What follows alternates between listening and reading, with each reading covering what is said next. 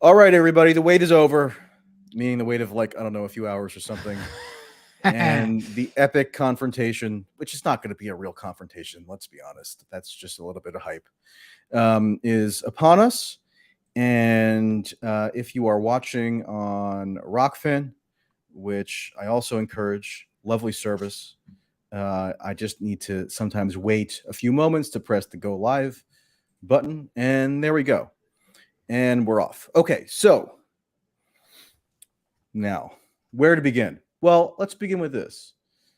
And actually, can we just begin with you? So, what is your role on the Majority Report, just so people are aware? Like, how do you describe yourself at this point? I know you're like a weekly, you contribute on Thursdays, or like, what's that? Right. I worked there as a producer and contributor from 2011 to 2015. And then in 2020, I did some guest roles over the years. But then in 2020, I came back as a weekly host on the Thursday shows.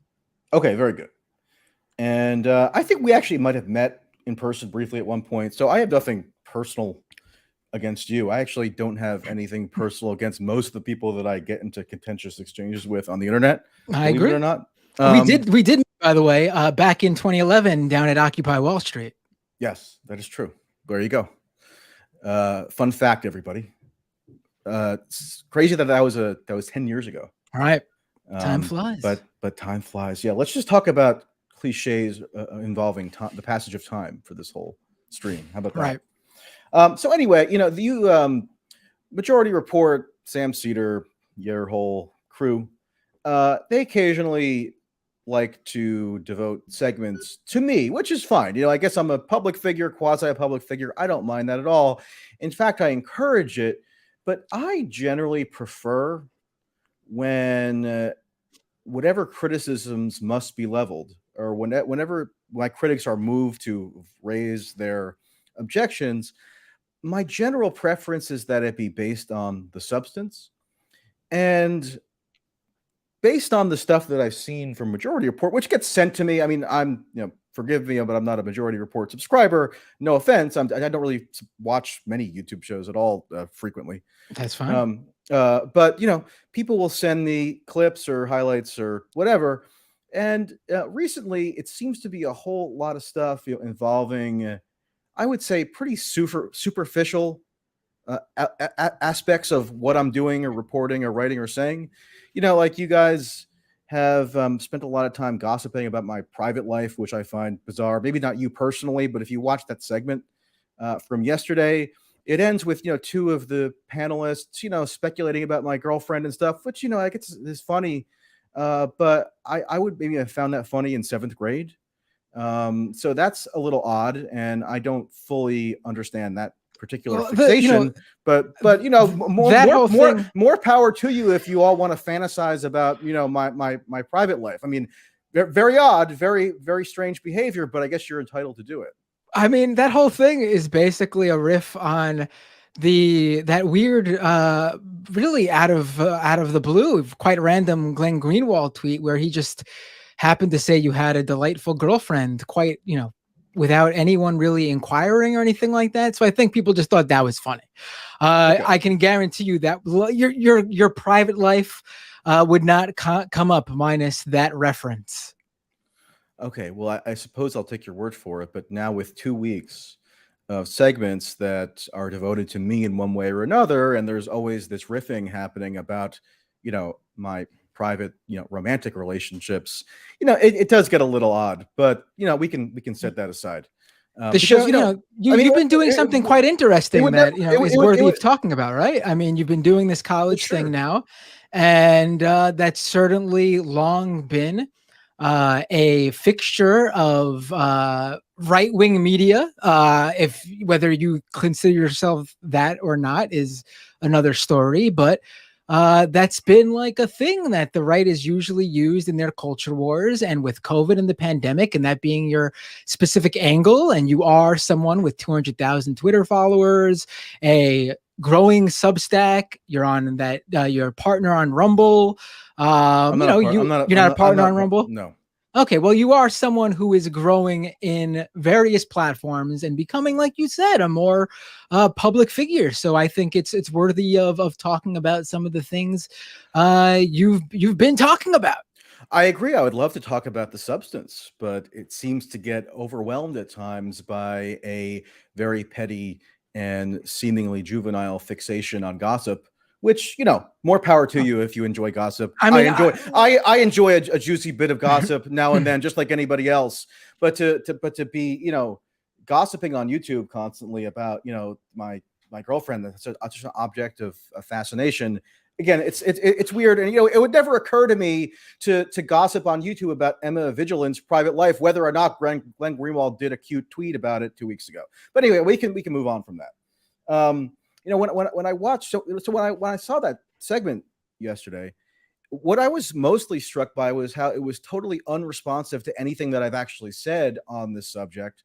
And it was all full of conjecture about, what are my secret motives in terms of trying to carry out some nefarious right-wing grift, or you were speculating that, it's just me kind of subconsciously trying to relive the glory days of when I was in school, because I actually wrote down your quote, not that I have a habit of transcribing the Majority Report, but you said, referring to me, you said they're greatly unhappy with what their lives as is, and they long for the good old days.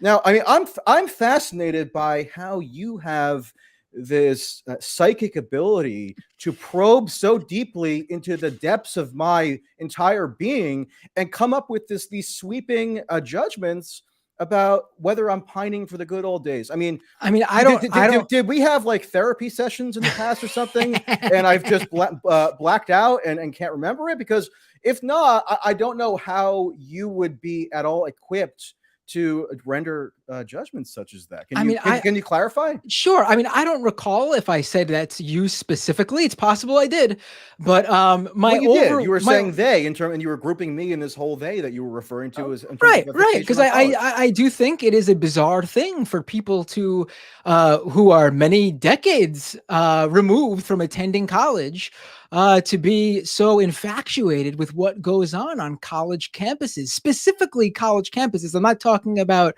like what the educational curriculum is or anything like that has long-standing consequences based on what students are taught or mandated to be taught. I'm literally talking about people who have this infatuation with what is happening in college campus student life. It is a bizarre thing to me. And perhaps tonight I will become more informed about why individuals such as yourself are so interested in this. I'm quite interested in learning more, actually, because it does appear to have a through line with the type of person who did quite enjoy college, moves and doesn't quite move on into the next stage of their life, to be quite honest. I mean, I'm not saying that's you specifically. But you did say it was me specifically. I mean, if you want to talk in generalities about that, personality type which you're positing exists, which I'm sure does exist, fine, but I don't know how you have any of the requisite information to apply that personality type to me. I mean, it's just very strange. It's just again, it would never occur to me to say, Matt Binder, because I don't particularly care for whatever he's focusing on in terms of his media platform. That must be attributable to some, deeply rooted, psychological hang up that I'm just going to posit must exist on the basis of nothing. I mean, that would never occur to me to do, just like it would never occur to me to speculate about Emma Vigilant's private life or whatever that other guy's name is private life. So, I mean, I just don't relate to a lot of the like the rhetorical and I mean, listen, if we're talking specifically about you, That is just one type of individual I brought up that you could possibly be. But if you were to ask me the exact type, it was already mentioned when I mentioned that other type of person, so I didn't bring that up either in that segment. But I think you are more likely the type of individual who has just found a nice little niche for yourself. You found that it's quite successful. You have a Substack audience that clearly reacts to this type of subject, and that's why you're pursuing it. That's my belief. You could call it the right-wing grift. You could call it a grift in general. You can just call it doing what's best for business. Whatever you'd like to call it, I think that's probably more likely who you are. We can talk more about it, and I could find out if you're that other type as well. But that is what I would most likely peg you. And quite a few of the people who are infatuated with college campus life and report on that. Well, I hope you'll notice that, while that's a fascinating theory, it still is not addressing the substance, just like the video on Majority Report yesterday was not at all about the substance. It was all this kind of theoretical meta stuff and speculation about what my interior motives allegedly are. And just for the record, I really am not trying to live my glory days of the past. I prefer to be an adult, believe it or not. And not that I had a bad time in school necessarily, but I'm not looking to relive the glory days like the Bruce Springsteen song or something. All right, so let's talk about the substance. That's why you invited me here. So let's do it. Well, yeah, but just so you know, I mean, you say that I found one more point on the meta stuff, which has already been raised, so I'm not bringing it up on my own accord. I mean, I've now spent 2 weeks roughly covering this subject, right? 2 weeks in 10 plus years of being in the media has been devoted to college centric issues. And now supposedly it's this whole, contrived grift that I can't possibly be genuinely interested in, according to you and your, fellow panelists. I can't have a good faith reason for taking an interest in this and reporting on it and corresponding with, now huge amounts of people around the country and world on a topic of pertinence.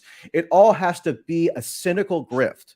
And, that's just very weird because, prior to this 2-week stretch of focusing on this issue, I spent the month of August and early September covering multiple aspects of the Afghanistan withdrawal. And I don't know, was that part of the whole grift? I mean, according to this logic, where everything that I do is dictated by some malevolent desire to just cynically, boost my Substack subscriptions, that would have to have been part of the grift, wouldn't it? I mean, I can't answer that question. We had this impromptu discussion now. I mean, if I had more time, I probably would have done some research into how long you've covered other topics and how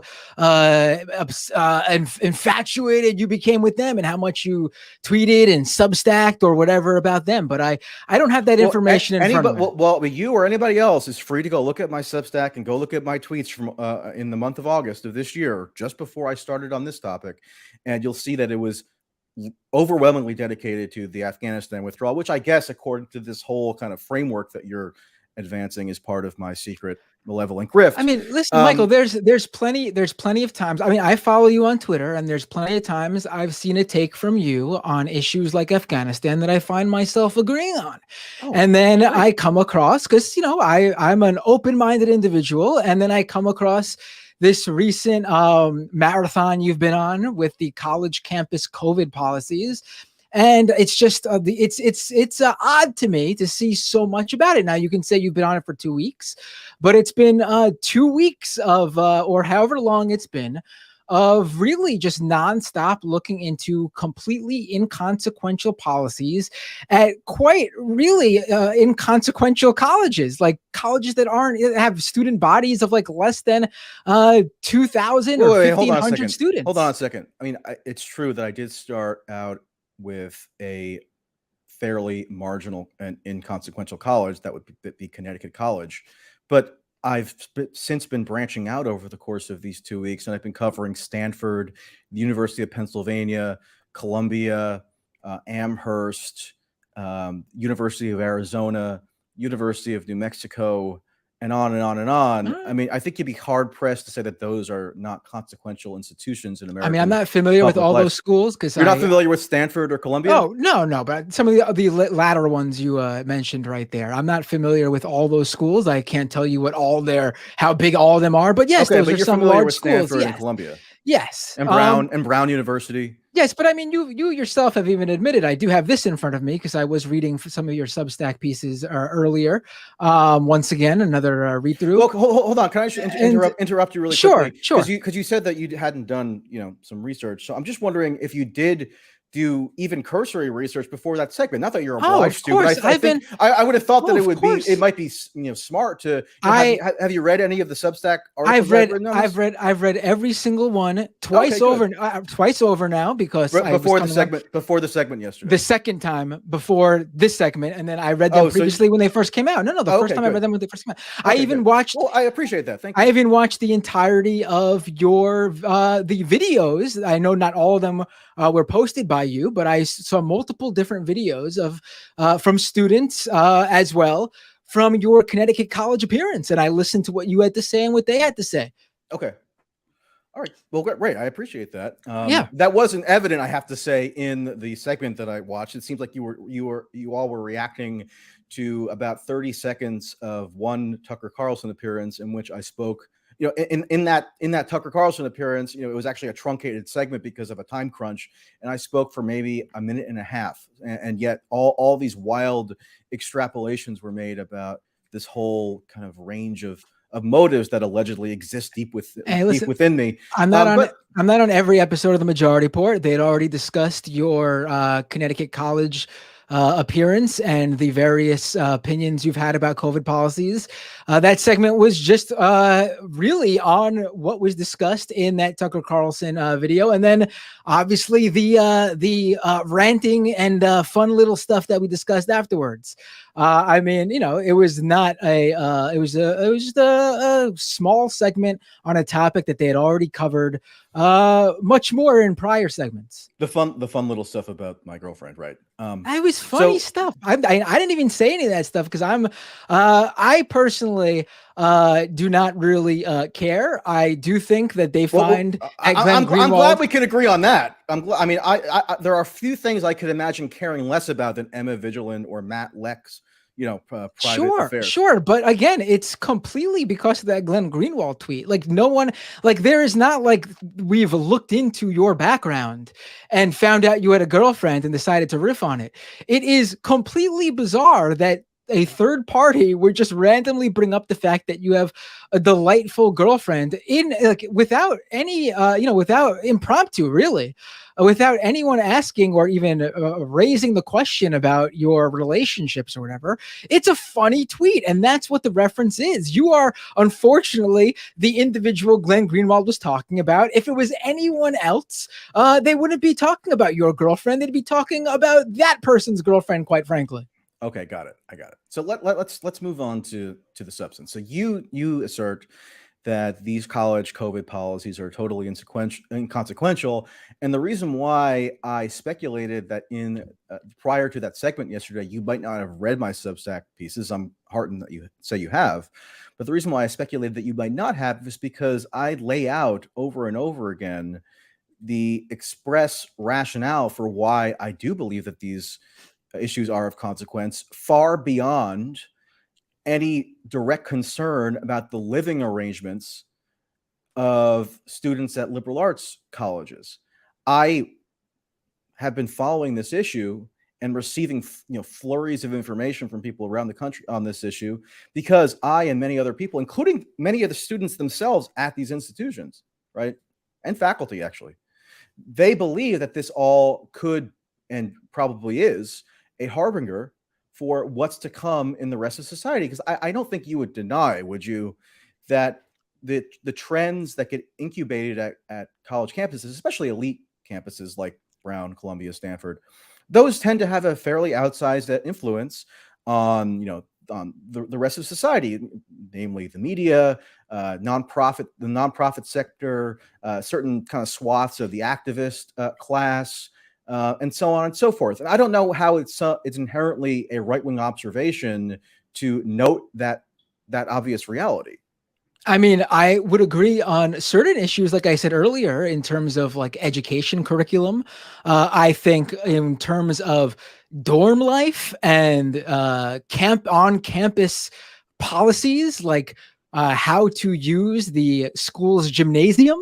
I think that is completely unrelated to anything that comes off that college campus. When you leave college, these policies are just, they don't affect you anymore, quite frankly. All right. Well, I mean, you're referring to a tweet that I did, and I later put it in an article regarding Stanford, where I was given an email notice where the Stanford administrators reminded all aspiring recreational basketball players that they must wear a mask while playing basketball. Why is that? Why is that important? It's not important because, you know, a few, well, hold on. It's not important solely because a few dozen guys at Stanford are probably not going to want to play pickup basketball because they have to wear masks according to university dictates. It's important because of the underlying issue, and the underlying issue has great bearing on what is currently the central public policy issue being debated in the United States, which is issues around residual COVID enforcement policies, the vaccines, vaccine mandates, whether there ought to be vaccine passports. I mean, you'll agree that the whole discussion around, you know, the policy implications of vaccine regulations and laws and orders, and we have now a federal order from Joe Biden requiring the private sector to institute vaccine mandates. You'll agree that that's probably the preeminent public policy issue going on right now. If these things are already being done, what is the implication of colleges also doing these things? Well, hold on. I mean, do you agree that that's probably the preeminent public policy debate unfolding right now in the U.S.? Or one of them? Probably one of them. Sure. Okay. I think it's a silly debate in the midst of a pandemic. But whether or not you think it's silly, you agree that it's a prominent issue. Sure. But I also think that the fact that it is a prominent issue and there are these mandates being made right now, it sort of makes your whole argument moot, doesn't it? I mean, what is the influence colleges are going to have on these debates that are already set in stone and happening well before college even came back into session this year? Well, it's relevant because, for instance, Stanford University is one of the most influential institutions, not just in the United States, but in the world educationally. Sure. It has an endowment of, I think it was 29 billion, or there may be 39 billion. I might be messing up the exact figure, but, you know, tens of billions of dollars. And so if Stanford University is, even though its student population is universally vaccinated, meaning that the student body has already submitted to the mandatory vaccine requirement, even under that circumstance, if Stanford administrators and the whole public health apparatus around Stanford and Santa Clara County and whatnot, if they are still imposing dictates on the student body that even you, I think, probably would admit are ridiculous. I mean, leave aside whether the basketball regulation is ultimately important. You probably agree that it's kind of silly or maybe not coherent or whatever. Would you? I mean, I personally cannot attest to either way because I'm not an expert in that area of that field. I'm not a medical expert. Wait a second. I mean, so you're saying you have to have an official public health or epidemiology credential in order to offer an opinion on a public policy question now? I mean, this has been the dominant public policy question for a year and a half. If it was guided only by experts, then the entire population pretty much would have been left out. So of course we have not just the right, but the obligation, I think, to opine on these issues. I mean, I can opine with them. I could opine on them with you, and just, you know, if you want. So opine on that basketball regulation. Sure. I mean, I'm not attending that college. I don't know what the situation is with that gymnasium. Again, in general, do I think if you're outside, is this an outdoor basketball court? These are indoor basketball courts. I mean, I don't see a problem with asking people to put on a mask, to be quite frank. Well, requiring, not asking. Okay, so I don't find a requirement of wearing the mask either. I mean, I'm in New York City, where you're required to not only wear a mask but have a vaccine, a vaccination card if you want to go into any sort of public place, whether it be a restaurant or any sort of indoor facility. But that's the thing, right? They've already mandated the vaccine at Stanford University, just like so many of these other colleges and universities, and yet they are still imposing these arbitrary interventionist policies whether it's Columbia, where they're barring students from having visitors and they're making them submit to this very intrusive contact tracing. Let me explain or Stanford, where it's something that's it's kind of silly and trivial, but it's reflective of a mindset that is losing any tethering to coherent reality, when you're saying vaccinated 18 to 22-year-olds cannot play basketball without a mask on, and therefore can't play basketball at all, essentially. You want my personal take. Okay. Let me just finish the point. Sure. So again, it's not important solely because of the exact regulation at Stanford or wherever else. It's because these incidents, these examples of ridiculous regulations are piling up at some of the country's most elite institutions. And it's significant because it totally contradicts what had been the whole premise behind mass vaccination, which I generally support. I'm personally vaccinated. I've generally advocated that people get vaccinated if they feel like it's the best thing for them to do health-wise. But these arbitrary and capricious regulations undermine the whole concept of the vaccine enabling a return to normalcy. And if the vaccines don't enable a return to normalcy, what will? Are we going to be perpetually in this state of like semi-quasi emergency? And so therefore all these measures, whether they make sense or not, are just going to be deemed justifiable, and you're called a creepy infatuator if you're paying any attention to them? I don't think so. I think it's actually very much worth paying attention to strongly. The mounting evidence. What do you think? So many of the country's most powerful and influential institutions are adapting and endorsing this whole paradigm of a permanent emergency scenario. And yes, I do think that has very ominous implications for civil liberties, not just at the campuses themselves, but on a wider societal level. What do you think the final the game is here then? What do you think the big final outcome that these powers that be are looking for here by asking people to wear a mask? Like, what do you think they're trying to get us to do? Where do you think this is all headed?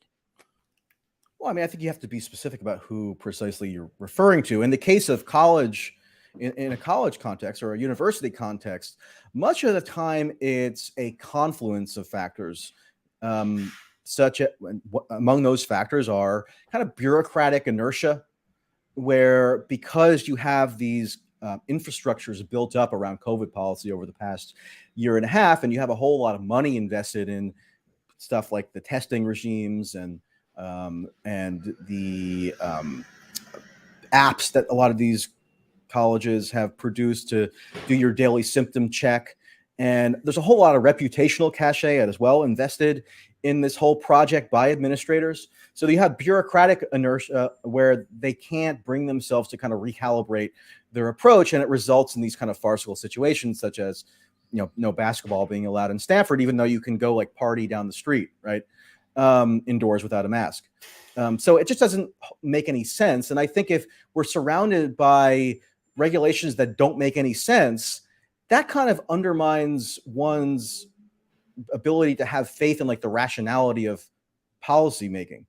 But also, in addition to that, I do think there's an ideological component where there are administrators, particularly in a place like Santa Clara, California, which was actually the county that Stanford is in, was among the first to introduce a lockdown in March of 2020.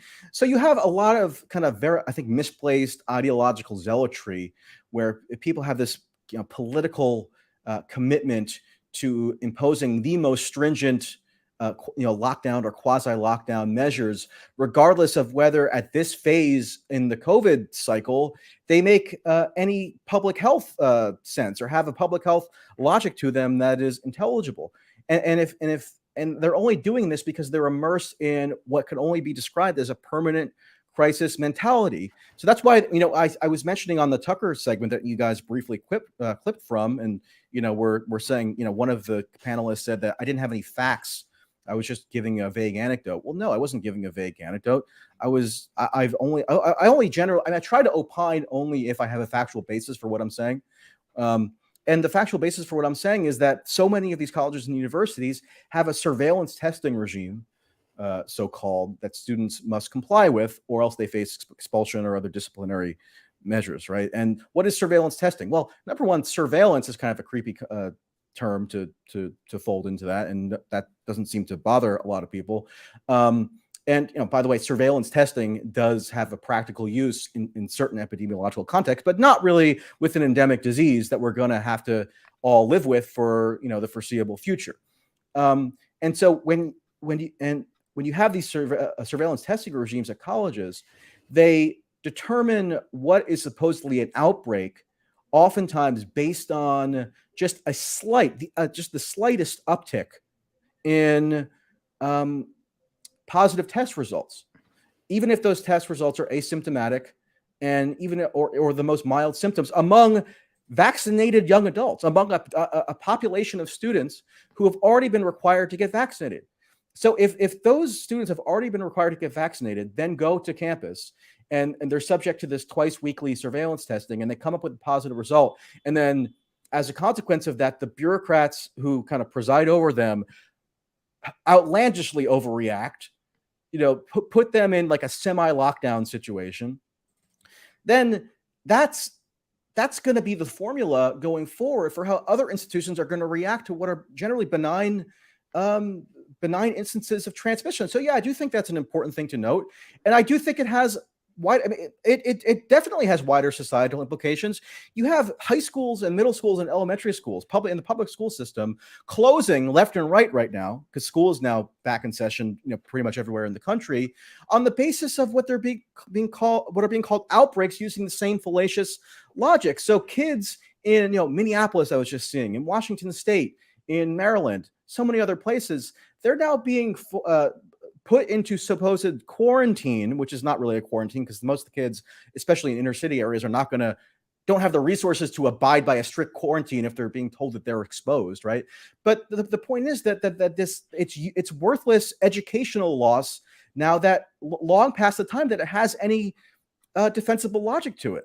So yeah, I do think that actually is a very important issue. And if colleges are kind of the fulcrum for the perpetuation of this fallacious permanent emergency logic, which I actually do think is analogous in a lot of ways to the post 9/11 period, not because terrorism and a virus are similar in every respect, but because of this mentality of we need maximum safety at all times, and therefore we don't care what kind of intrusive or civil liberties destroying measures are imposed on us if we can aspire toward this unattainable ideal of just total safety under all circumstances. I think that's totally untenable, and I think, yeah, it ought to be covered, and I wish more people were covering it, frankly, other than me.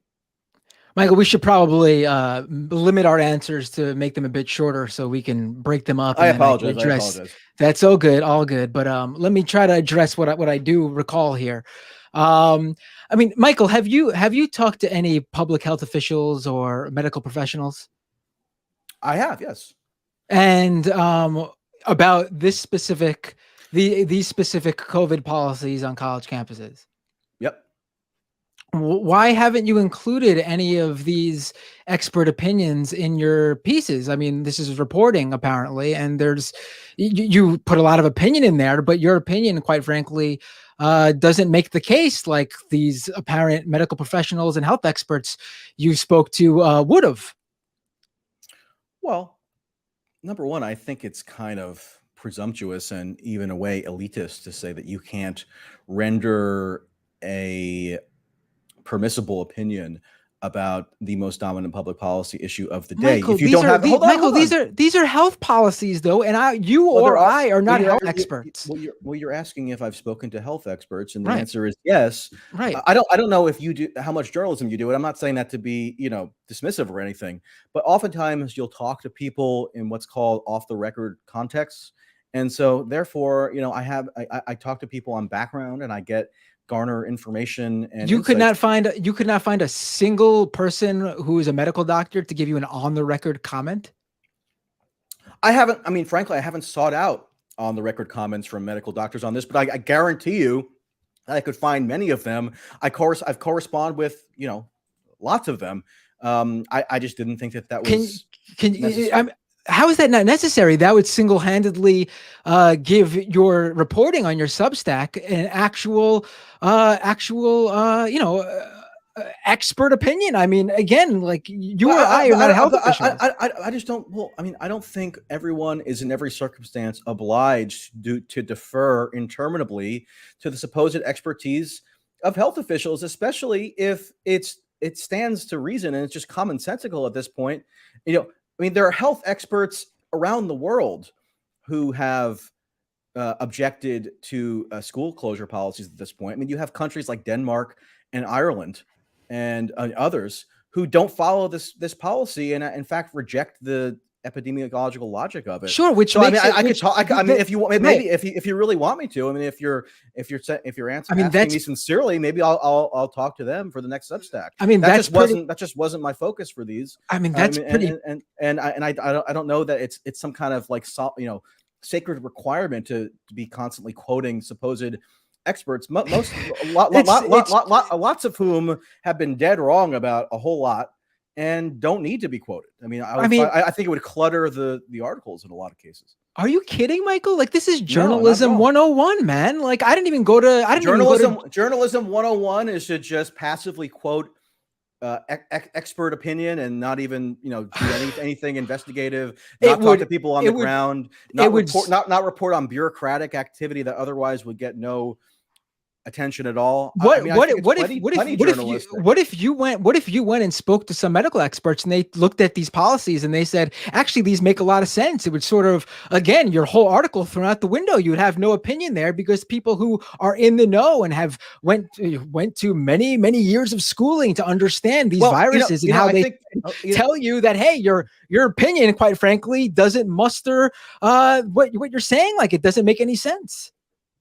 Well, I think if people are desperate for journalism that just parrots mindlessly, quote unquote, expert opinion, then they have plenty of other avenues to attain that. I think I've provided something different, which is why it's gotten such a big reaction and why people from literally all over the country have sent me information.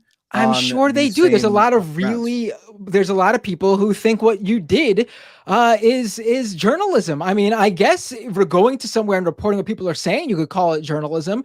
But you said it got a lot of attention, right? Because because people are criticizing it, because it's literally you going to a school and just sharing, talking to students and sharing your opinion. Well, hold on. No. Hold on. Okay, so you're talking specifically about the Connecticut College trip. Well, that's what people are. Which is just one component of everything I've done on this for the past 2 weeks. But fine. That was primarily a journalistic trip. It was a journalistic trip in the sense that I was getting flooded with messages from Connecticut College students. And sorry if you've followed my YouTube videos on this already and you've heard me give this spiel several times at this point, but I'll have to repeat it. I went there because students who objected to the administration's policy, which, remember, at the time was probably the most severe lockdown style scenario anywhere in the United States. It was actually reminiscent of Australia in some ways, believe it or not. The students who objected to that policy, whether on practical grounds, whether on moral grounds, political grounds, whatever, they were not able to speak on their own behalf. That's why they were contacting me. I publish Substack articles where I quote them anonymously so people understand that I'm not making it up. And why would I make it up? That's ridiculous. Michael, are you... I went there with a journalistic purpose. You might not like it, but I don't know why we have to get into this kind of, tedious semantic debate whether it constitutes genuine journalism. I mean, it's like the majority report, this emblem of journalistic integrity or something. I don't get it. I mean, if the journalistic effort was just to go to a college campus and talk to students about what their opinion on these policies are, that's one thing. Sure, you did an act of journalism there. You did some great reporting to find out what some students on this small liberal college in Connecticut with no more than 2,000 students think about COVID policies. Fine, there you go. But in terms I had already talked to them. They had already contacted me over the internet. Okay, that's fine. That's fine. My point is, if that was the report you set out to do, a few students at Connecticut College's opinion on COVID policies on the campus, you did it. Congratulations. But that's not what you set out to do. You set out to do this bigger expose on these COVID policies just being a move to authoritarianism and that there's broader implications. But you did not speak to a single, or you did not publish or find someone on the record to attest to that with the experience in that area of health. I mean, it's just that simple. This is not something you or I can say, this is a good policy, this is a bad policy, because we're not experts in that field. We don't have a medical degree. We don't have public health knowledge in terms of what's right for that specific college, what's going on in that community that would require these sorts of policies.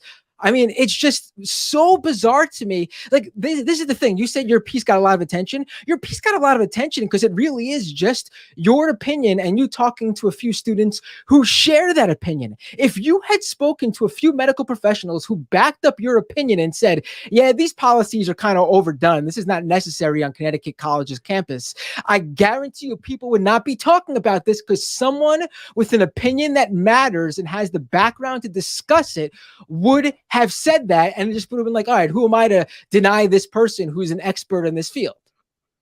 Well, so you're telling me that there would have been no criticism if I had included quotes from a kind of standard roster of epidemiological experts who wanted to weigh in? I mean, I kind of doubt that. It would have got a lot less attention because it wouldn't just be your opinion. This is all we have. Michael Tracey's opinion. And who is Michael Tracy? Who is Michael Tracey? My opinion was grounded in the facts I had gathered, given my conversations with the students and given the information they had sent me in terms of the bureaucratic decrees through, primary source materials. And so if that had to be suffused with expert opinion, I mean, I don't know that that's the type of journalism necessarily that people are desperate for. I mean, you could go to the New York Times or NBC or maybe even the Majority Report and just get, parroted supposed expert opinion all day and night. I was approaching it from a different angle based on the on-the-ground experiences of the students themselves. And again, I also think that there's something very much misguided about saying that you're somehow barred from rendering any opinion at all. You have to just defer to the experts, defer to the public health bureaucrats, defer to people who are ostensibly Michael, of authority on the subject. I mean, over the course of COVID in the past year and a half, have you not given an opinion on whether it's, mask wearing or any other element of the whole COVID slew of policy debates? You've not given an opinion without specifically citing some public health pronouncement by an alleged expert. Really? You don't have any personal views that you can come to with your own faculties of reason and empiricism? I mean, you want my personal views? I mean, I have two small children who are under the age of the eligible age or able to get a vaccine. They are 6 and 2 years old. And I know from reading the numerous reports about how COVID is getting worse amongst young children, that they don't have that protection of a vaccine. And so I do worry actually about the various things that go on in the community, in the neighborhood, in the city, in the state, in the country. And so that is something that I am quite concerned about. So when I see public health officials saying, even those who are vaccinated should wear masks because they could still carry COVID-19. And I think about, what if I got it, brought it home, and my 6 and 2-year-old got it? That would concern me very much because they're not vaccinated. I mean, I'm sure that's on the minds of many different health experts. I'm sure that's on the minds of the college administrators who are making these decisions too, that people can go off campus, people can go home, and even if they're vaccinated, spread COVID to people who cannot be vaccinated or choose not to be vaccinated, because whether my opinion on them being dumb or not for not getting vaccinated, that doesn't matter. I still don't want to see them die. So yeah, I do think of all these people, and I do think of the implications that are still out there. Maybe one day when more people are vaccinated and children can all get the vaccine, we can all sit back and if these stringent policies are still out there, we can all sit back and go, all right, now this is ridiculous. But I personally don't quite think we're at that point yet. All right. Well, I mean, for one thing, I think it's totally contrary to the spirit of free inquiry, or journalistic inquiry for that matter, to say that unless you go and supplicate yourself before like an expert class, you can't contribute anything of value to an ongoing public policy debate. So I reject that. In terms of children, I mean, you're more than entitled, obviously, to have that concern. I mean, I would say that the data overwhelmingly shows that children, and particularly young children, are at astronomically low risk. Of course. So therefore, I mean, shouldn't there be a recalibration such that we're not imposing this constant stream of arbitrary measures on people on the basis of a threat that is actually lesser? I mean, for children, I'm not just doing, this is not a right-wing cliche. This is true. For young children, COVID is less severe than many seasons of influenza. That is just true. So unless we are able to reevaluate and put it into a different context and be proportionate, then we're going to be constantly fluctuating around into these bizarre harebrained measures that, yeah, I've shown some examples of at college campuses, but it's not just college campuses. We're now entering a paradigm where a lot of people, because they're not able to rationally calibrate risk any longer, whether it's for ideological reasons or they're just personally paranoid or what have you, and they're not comfortable with the most vulnerable population being 90+% vaccinated, meaning elderly, and they still want to fixate on these potentialities of risk, which I have to say have been largely overblown, and use that as a basis to welcome ridiculous, surveillance tactics. I mean, 2,000 people per day are dying of COVID in this country right now, Michael. I mean, that's the average right now. That's a lot. That's a lot. And we could talk. Who are they? I mean, they're generally older people who have not been vaccinated. Which, I mean, it does not apply to. I mean, young children. That's not true either. You're seeing people now in their 20s, 30s, teens, even, like I said, the numbers, young children was low, but it's getting larger now. And again, like, we can talk about these numbers. 2,000 people, and maybe it's just, every day a dozen of them, maybe just a dozen of them are children. But if it's your kid, that kid's not a number. If that's your grandma or grandpa, that grandma or grandpa is not just a number. Like, these things mean things to people. Like, we could just talk about the numbers all day, but that individual who dies is a somebody to their family and their friends. And I think 2,000 is a lot. I don't think it's like, maybe if we get to a point where, like, a handful of people are dying of COVID a day, or a little bit more than that a week, then we could be like, okay, we can't. Let's continue on. This is now at the levels of other diseases, communicable diseases in this country. But we're not there, Michael. 2,000 people a day are not dying from any other communicable diseases right now. It's just COVID.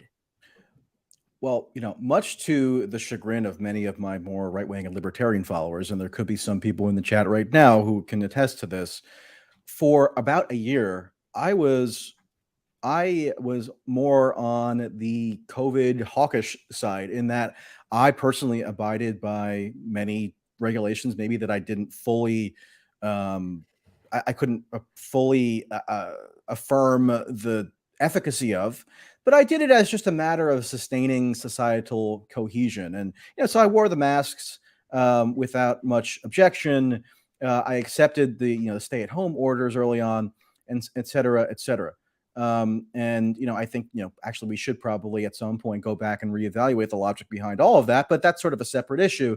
The issue now, and why I'm no longer willing to make allowances as I had been in the past for demonstrably arbitrary and capricious policies, is because we were supposed to have an exit path. The vaccines were supposed to enable a resumption of normalcy, and they're not, because people are still using an outmoded metric to determine the severity of the COVID threat. And that's this whole concept of cases. That's why I was on Tucker Carlson articulating the inanity of being on a college campus with 99% vaccinated students and imposing on them mandatory surveillance testing, which overwhelmingly is only detecting benign cases.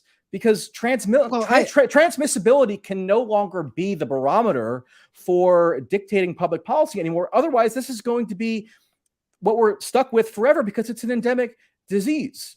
And so that I think is a whole kind of system of thought that needs to be revisited, and it's just not. And so, I think colleges are the ground zero for why it's not. I disagree with that, because again, like I said, this has been going on before college came back into session this semester. But I agree with you that it seems like you fell for the absolute failure in messaging from, can't speak for other countries, but this country's the government's messaging on this. There was truly a failure in the messaging and how it was relayed to people on what was going to happen once the vaccines were rolled out. I mean, clearly there was a huge failure there. I have for many months criticized Dr. Fauci and the CDC and the public information out there for their messaging. It was horrendous. The idea that they told people back in May that you didn't have to wear masks for certain things anymore, and that when because the vaccines were coming out and everything was going to change, I thought it was a dumb move, because I've been reporting on how these different conspiracy theories and what the messaging was amongst people on Facebook and Twitter, the regular, ordinary, everyday people, on how they were viewing these things. And I saw that, hey, we're not going to get back to normal as quickly as you think, because there's going to be pushback against these vaccines. I mean, for anyone who didn't think that, was just blind to the discourse and what's been going on for the past year and a half. And so there was a total messaging failure there by them. But you're a smart enough guy, and you should see that things changed on the ground. Things were getting better with COVID as the vaccines were rolled out, but then the vaccination rates came to a halt. They weren't growing as much. People were turning them down. And then we saw that downward trend of COVID started to inch its way back up, and it went from an inch to, we're almost at another peak here. We might even blow away the previous peak in terms of the number of cases and possibly even the number of deaths. Some states have done so. Some states are going through the worst of COVID-19, both cases and deaths, period, from the past since March 2020. I mean, we're not out of the woodwork yet. Some states are doing a lot better. New York is doing a lot better from where it was at its worst, excuse me. But other states are not. And so things change when it comes to diseases and vaccines and how these things work. I mean, the science isn't settled just because things go in the way, quite honestly. The way people took this information and felt like it was going to be set in stone is just not how this works. As more data comes in, as things change on the ground, we have to update ourselves based on the science. And we're seeing what happened. I mean, we have to go back to wearing masks in certain situations, which is unfortunate, because it would have been easier to never leave doing that. We should have kept doing it just so it was easier for people to not get used to not doing it anymore, to be quite frank. But it is what it is, and this is where we are now. to think that, I don't think that the situation was perfectly handled whatsoever. And I've been criticizing Fauci since back in like February of 2020, actually, when he came out and said the stupid thing about how, people don't need masks. And then they later came out and said, oh yeah, that was the messaging because we were worried about there not being enough PPE for doctors and nurses at hospitals while they were dealing with all these influx of COVID patients in ICUs and emergency rooms. How stupid to lie to people just to do that. They should have been truthful from the start when it came to why they said you didn't need masks. And quite frankly, I think maybe we wouldn't even be having this discussion about masks because people wouldn't have had the idea from the beginning that, oh, they don't work or whatever. It's just been dumb from the get-go. So if you think, maybe you agree with me there and that's where we can agree. But, okay, but maybe there was a messaging failure having to do with vaccines, but my attitude wasn't shaped by a purported messaging failure. My attitude was shaped by other things that I could observe, which is that the vaccines actually have been found to greatly reduce the likelihood that one will undergo a severe health outcome if they contract COVID, right? So right. That even though the vaccines do not totally prevent transmission, they do very much mitigate the number one thing that we were all supposedly concerned about, which is that, old people dying and the health systems being overrun and so on and so forth. But that's now dissipated somehow as the barometer for how we're dictating current policy. Now we're concerned with transmissibility for its own sake. And we're using asymptomatic cases of people who have no symptoms at all as somehow a metric for COVID being a massive problem. And that's the wrong framework at this point. And I do think there has to be a very serious reevaluation of that whole paradigm, or else we're going to be stuck once again in this permanent crisis mentality, because it's an endemic disease. There is no way to fully suppress transmission. So what? I mean, the next time there's like a minor variant in 2 months, we're all gonna light our hair on fire once more. I think it's a totally unsustainable mentality.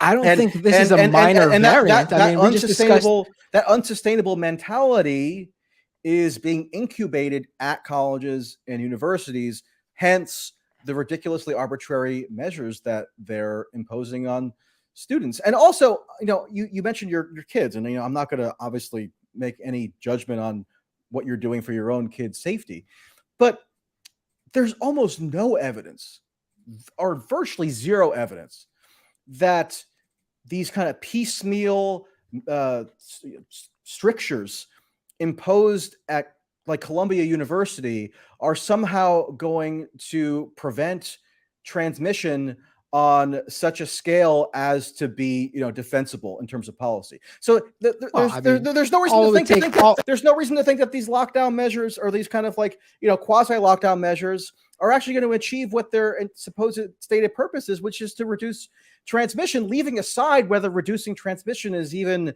a tenable aspiration anymore, which I don't think it is. I mean, all it would take would be one professor, one janitor, one cafeteria worker to, contract COVID and bring it home, and one of their family members gets sick and dies. I mean, that's enough to me. But hold on. I mean, so this is why I think that mass provision of vaccines, which actually was I think a fairly solid public policy success in the U.S.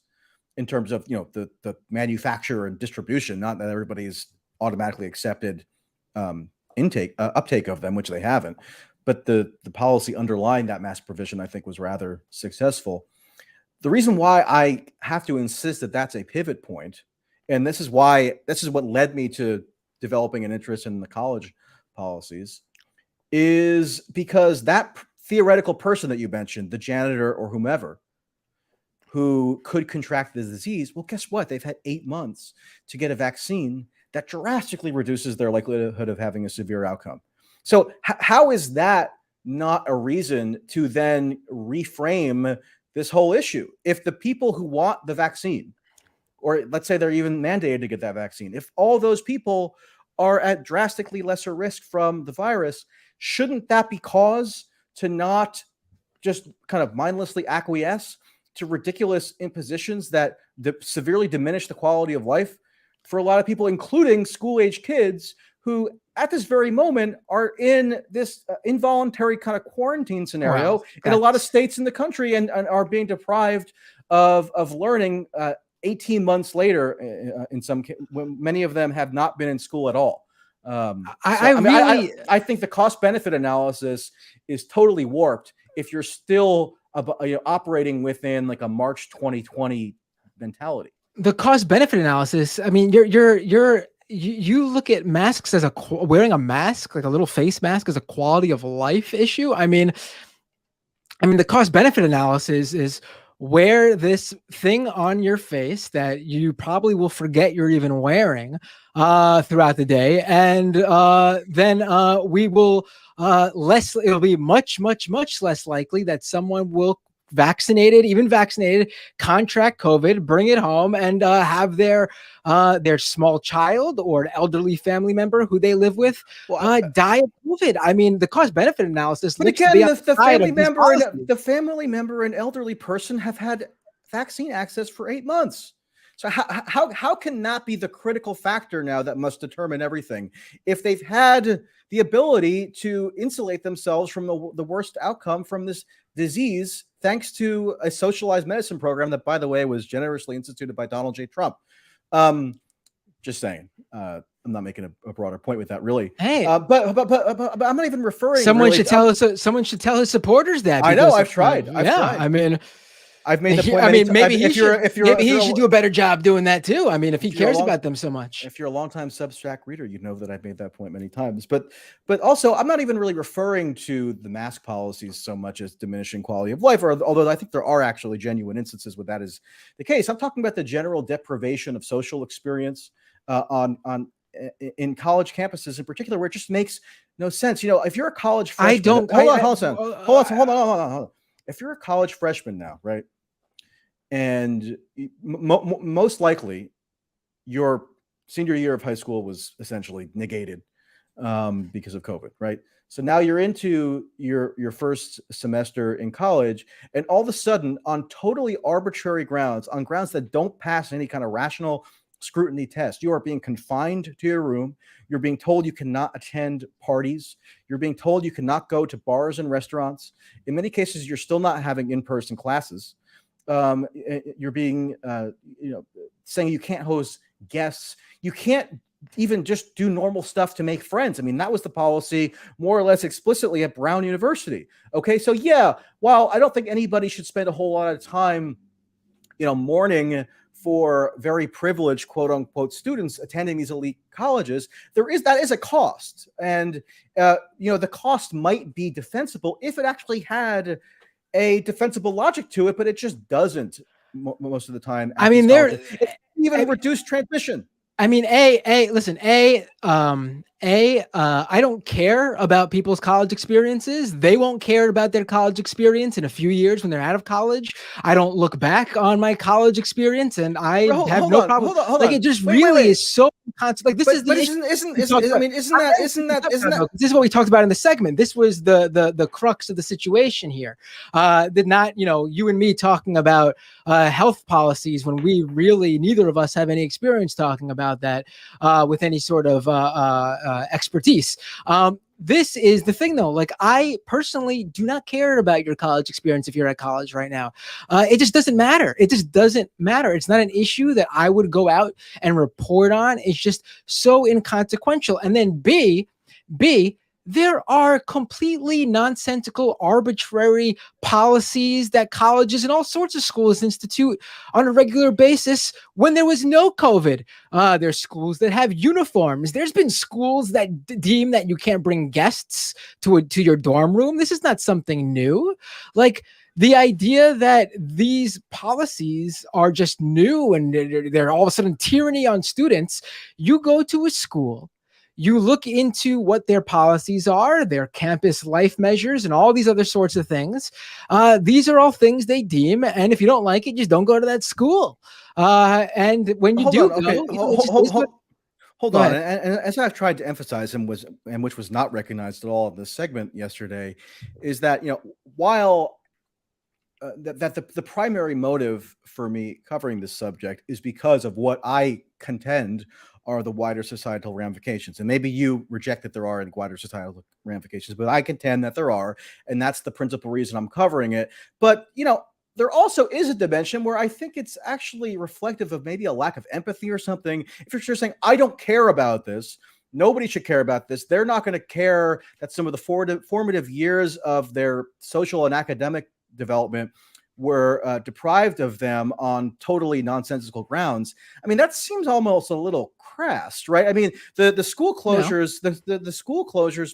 Oh, okay. So, I mean, would you say the same for like high school or middle school? I mean, yeah.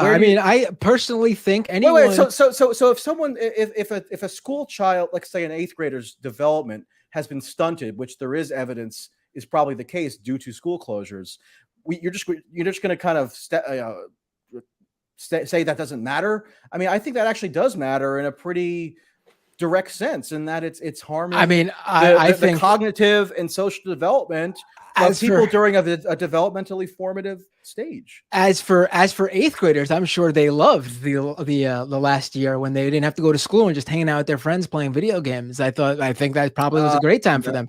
I mean, there are probably some who felt that way, but there are a lot of people who were deprived of critical social opportunities that are probably long-lasting impacts throughout their entire life. So I think it's kind of crude, actually, to just dismiss the importance of that. So then, why not close down all schools forever if it just doesn't matter and people feel like, prefer to sit around playing video games? Hey, I mean, but we're not talking about. Let's just abolish public education. I mean, but we're not doesn't matter. But see, we're not talking about that. It's very nihilistic. We're talking about temporary measures. We're talking 1 year where schools were closed, basically. Things like that happen. There were things done in its place. There were Zoom classes. Now, like I mentioned, I have kids. I don't want to keep bringing them up. But again, you want my personal opinion on things, then my personal opinion is based on these experiences. Excuse me. I have a kid who during the lockdown was in kindergarten, and I could see during that time period that that's a crucial age for socialization. 8th graders could go online and socialize with their friends, pick up the phone, talk for hours, do video chats. So I think they were fine. Probably a lot of kids younger than that, and certainly kids older than that too. But there definitely was. This is a subsection of children, probably from 4 to 6, 7, maybe 8, who don't do those things. And so basically they were home and probably were bored for a little bit. And they probably lost some socialization skills or will be delayed in that aspect. I've seen it myself, and I'm, my son's back in school and he's already hanging out with his friends. So it looks like from my point of view, so far so good, but I'm totally open to the fact that there are ramifications there. But we're talking about very young children, but that's not what you're talking about. I think when we're talking, junior high school, college, those kids are fine. And this is just a situation that they're going to get to grow up and talk about and say, hey, I went to school during this crazy 1.5 2 years where this pandemic came. Other generations have lived through crazy moments too, where everything changed. Maybe policies were differed. When I was in high school, 9/11 happened, and I saw a quick change in the way society acted before and after, which affected how me and my friends hung out after school and on the weekends.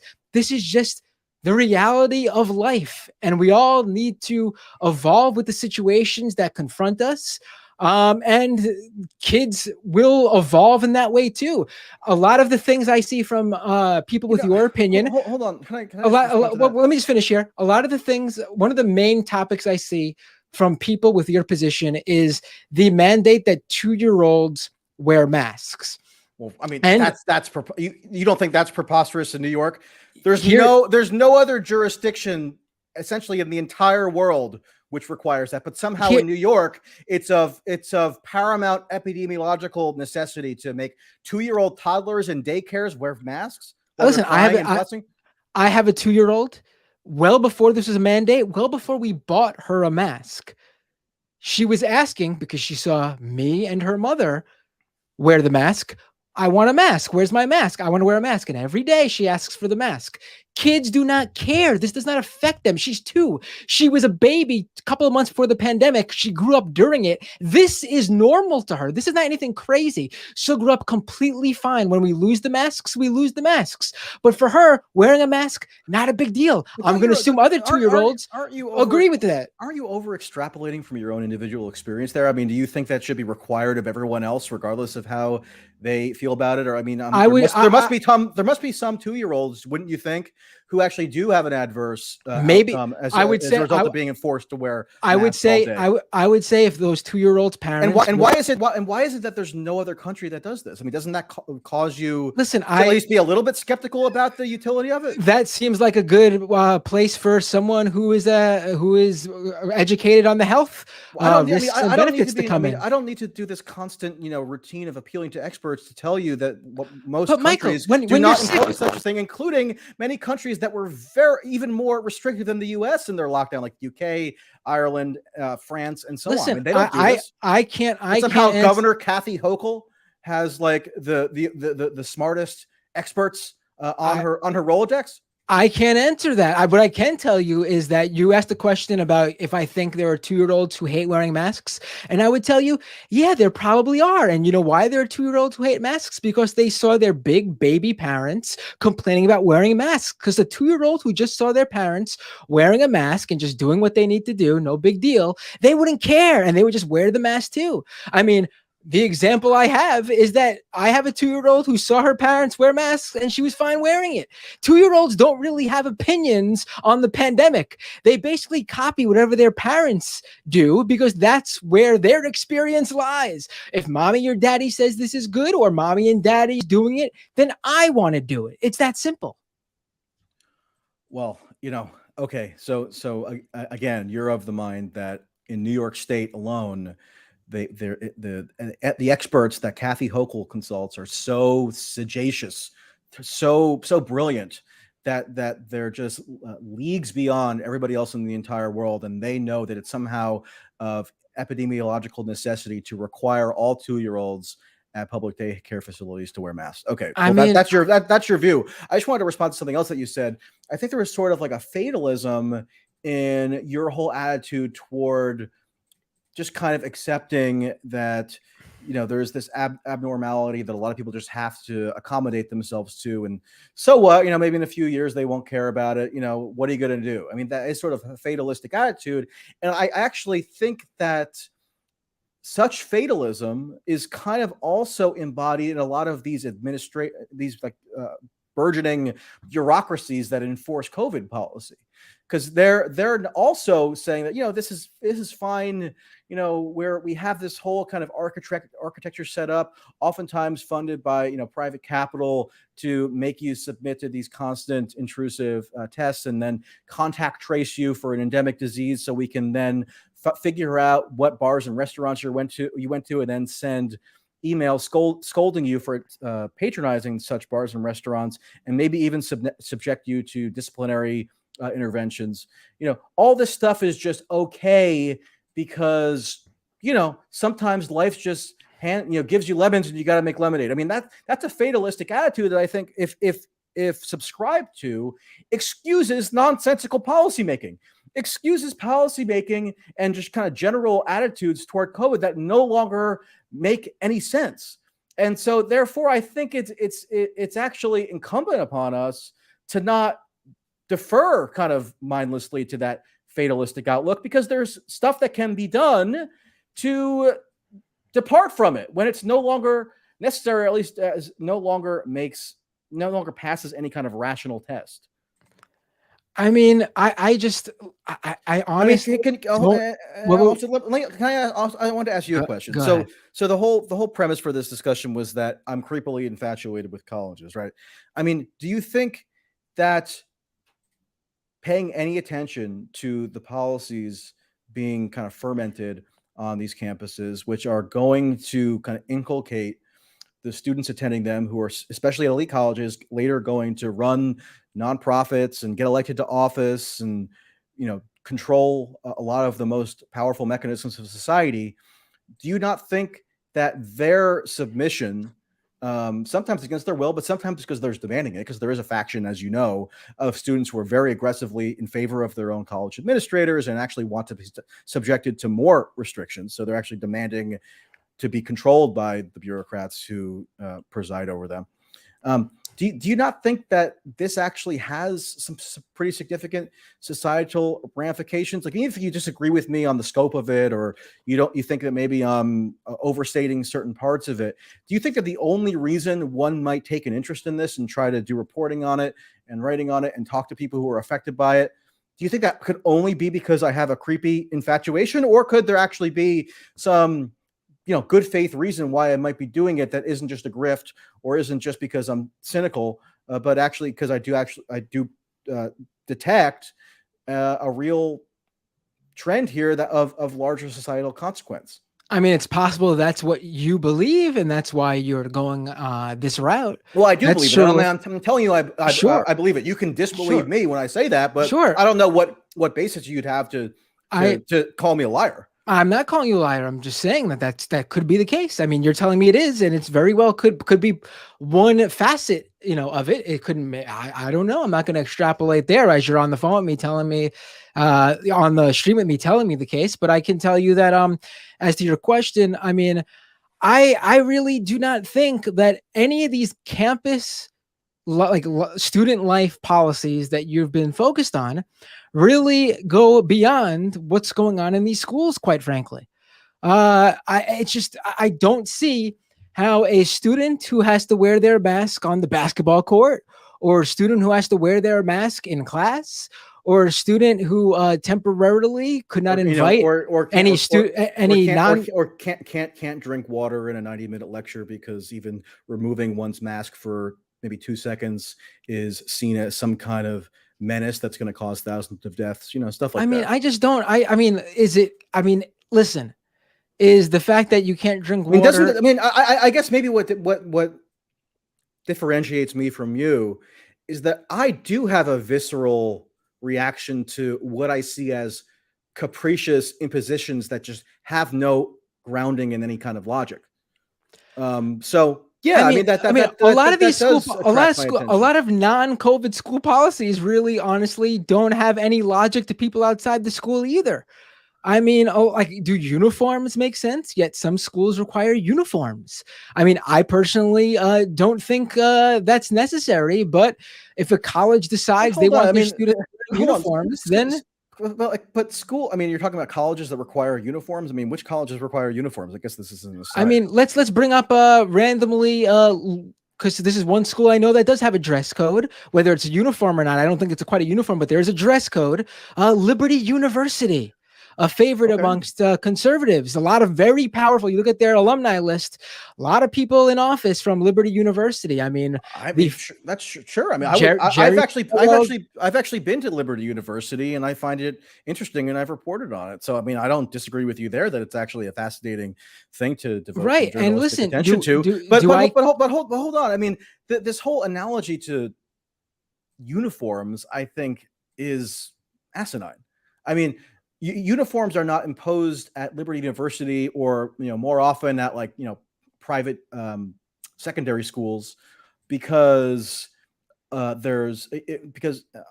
the basis of an appeal to a public health emergency. It's because of whatever the kind of Baroque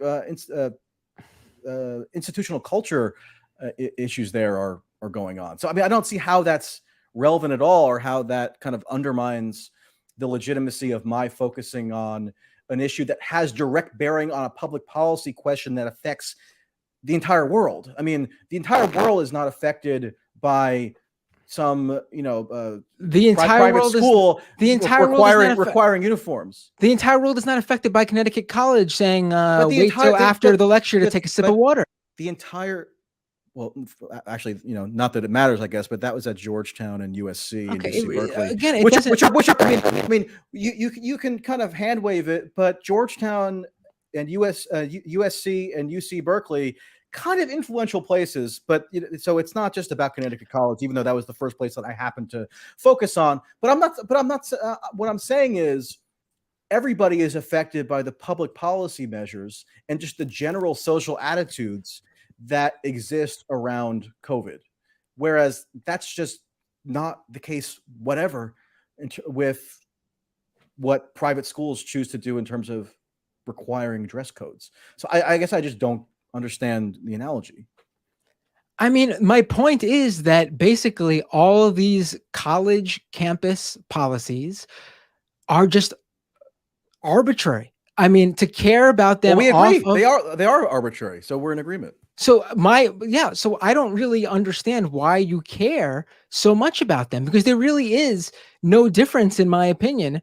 Well, the one difference actually is the fact that one is for the health of the communities and for the students, and others are just basically for people to obey certain cultural norms on the college campus. Yet the ones you seem to have a problem with are those health policies, quite frankly.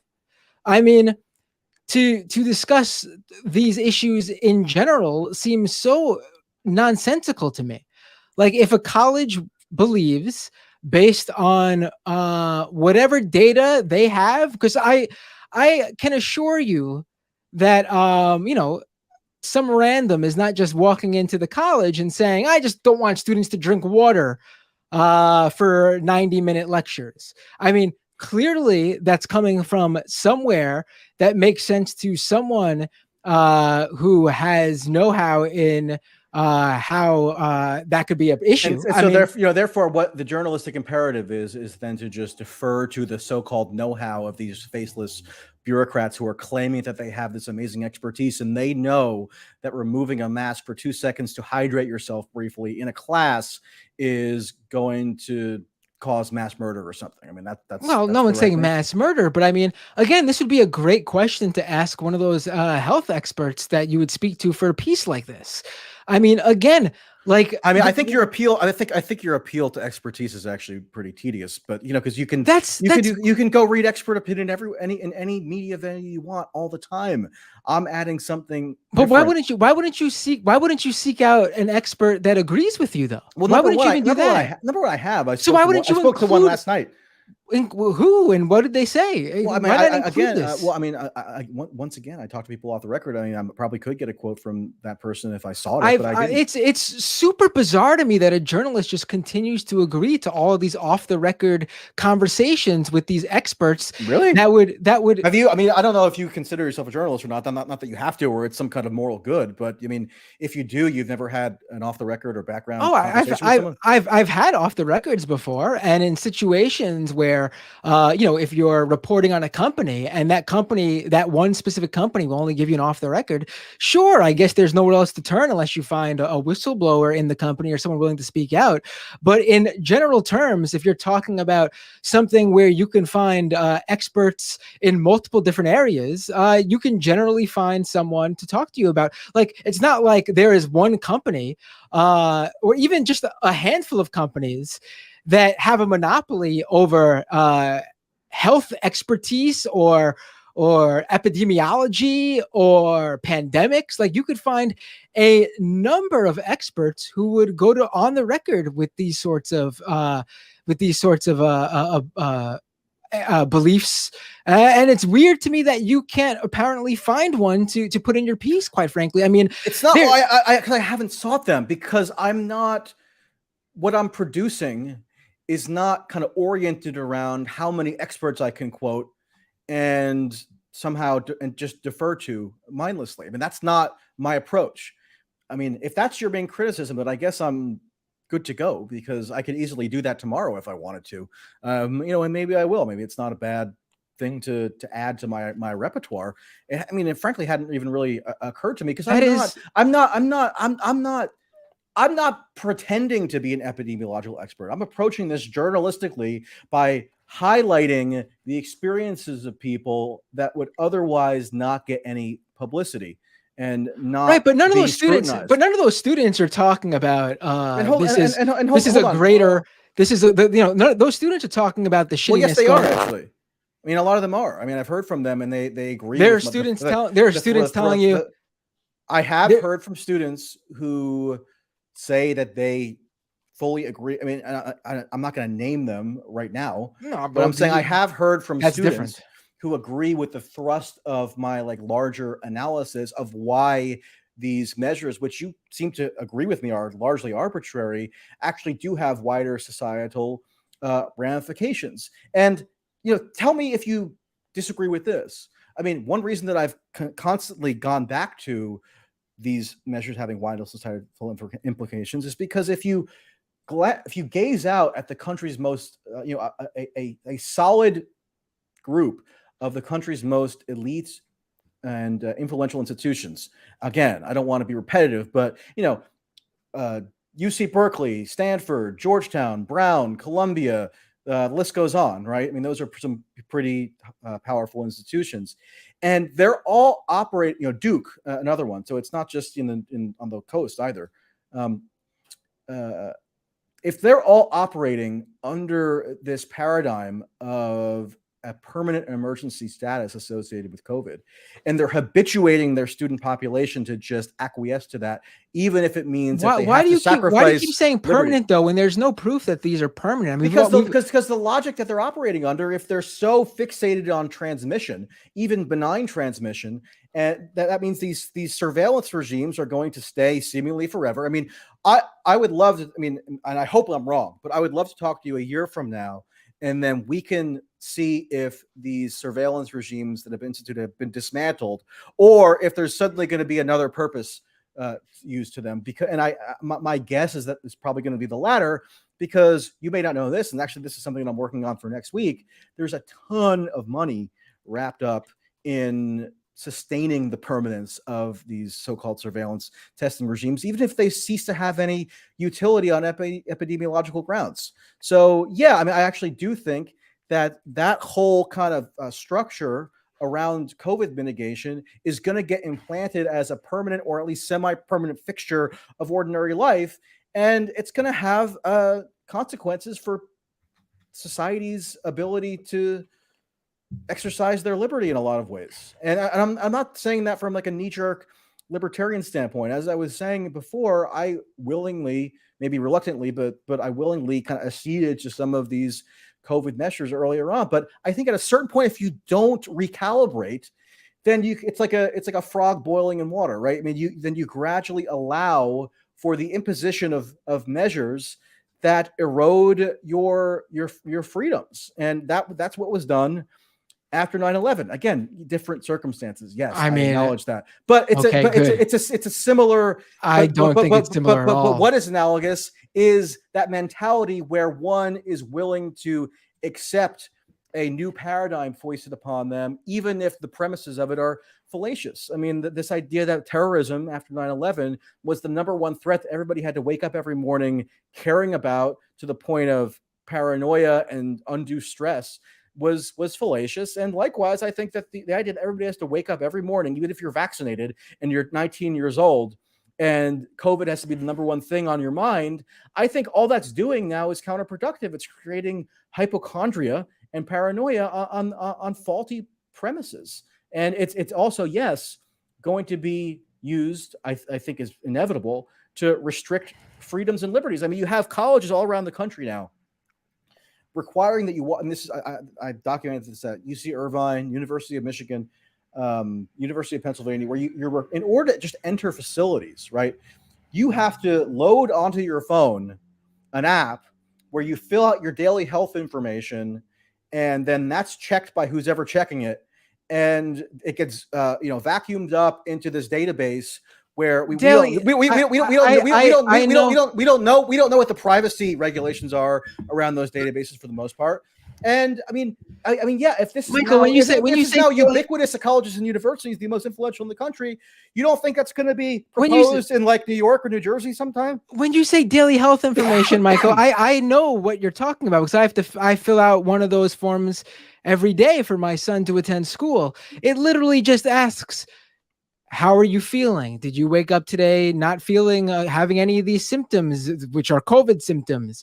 Were you around anyone who's been COVID positive? Very basic stuff. This isn't telling anything to anyone. You can't even extrapolate this information to find out. They're not asking you like for hereditary diseases or, what medications you're taking, so they could somehow find out what other, health issues you have. It's literally just, did you have COVID? Yes or no? No. Come to school. Anyone in your family have COVID? No. Yes or no? Come to school. It's like the basic shit. Like, it's really not that big of a deal. We're not talking about surveillance. Like, listen, if you told me that there was an app out there that was tracking every single person's movements in order to do contact tracing. There actually are such apps. I mean, I was just all right. Tell me about them then. Because those I'll listen to in terms of having a problem with, because I think those do, sure, you want it, but that seems like a very specific thing, and it's not at all in the same realm. It's not, you can't even put it in the same conversation. Well, if you're curious, look up Drexel University, where there was actually a whole controversy over this, where they contracted with a private company to develop this app, and it turned out that geolocation advice was being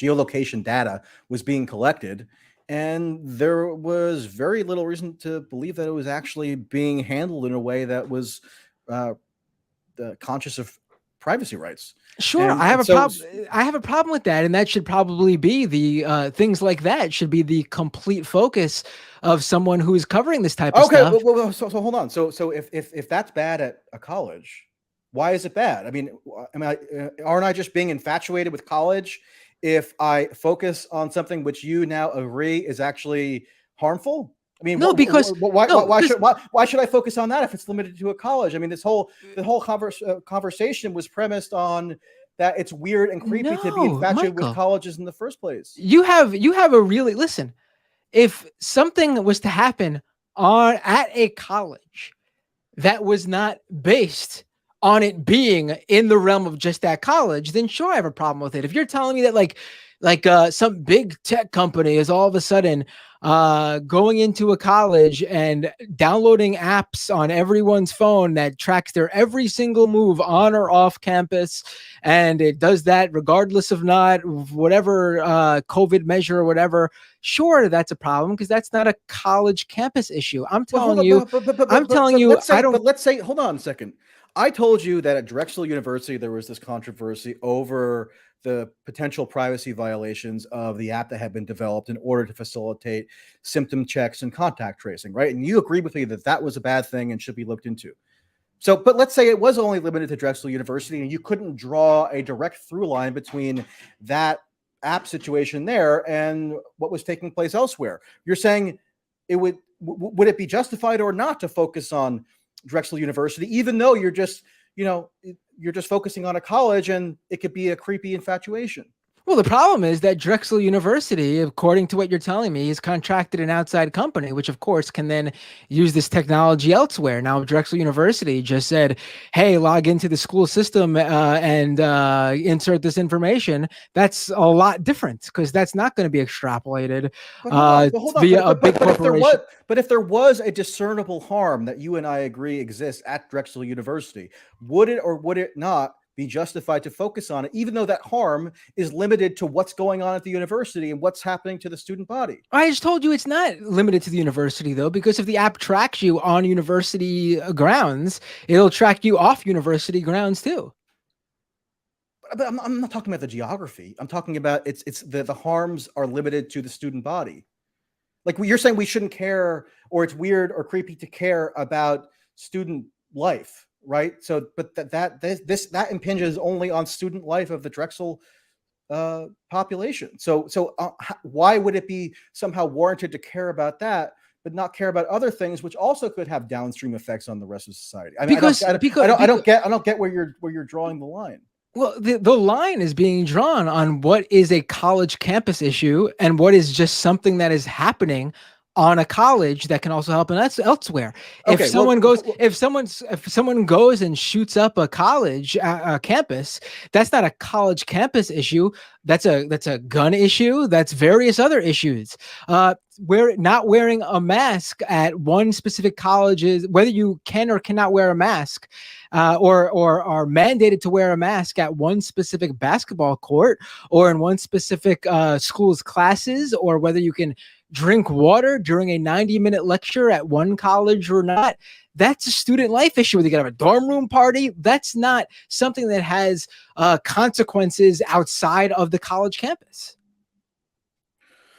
Well, we agree in this case of Drexel, it does have consequences outside the campus, even though because it's not a campus. Because it's not, even though the harms are limited to the student body, the people who actually are required to install the app and have their data tracked, right? So I guess where we depart is, I think, other issues, even if they're less severe, such as capricious mask policies that forbid students ridiculously from taking a sip of water in a 90-minute class, or even the more extreme policies like confining students to residences and not allowing them to go to bars and restaurants, or needing a permission slip like at Amherst College to even travel off campus. I think that should be understood as in the same kind of category as the Drexel scenario. I guess that's where I disagree. In that it's all reflective of an inability or refusal to recalibrate the paradigm for understanding what the threat of COVID is. And if that recalibration never happens, then I think we're all consigned to a permanent emergency situation. And that's going to corrode civil liberties. And it's also going to have all kinds of other harmful downstream effects. And if you don't agree with that, okay, fine, we could have a legitimate debate. But I would hope you would at least acknowledge that I'm putting forward an intelligible case for why I feel that way, and it's not just a matter of me being creepily infatuated with colleges. I mean, I don't think it's the same at all, and I don't think it's even close. The fact that a private company could have the location and can track basically people via this application has huge implications. That quite simply telling someone that they can't have people over temporarily for a certain period of time in their dorms, it's not even equivalent, to be quite frank. One is a general civil liberties issue. Another one is a student life issue at a college campus. I mean, I don't know how to explain. Perhaps other people will agree with you that there is no difference. I think there is quite a large difference. I'm not saying there's no difference, or I'm not saying that these things are all equivalent.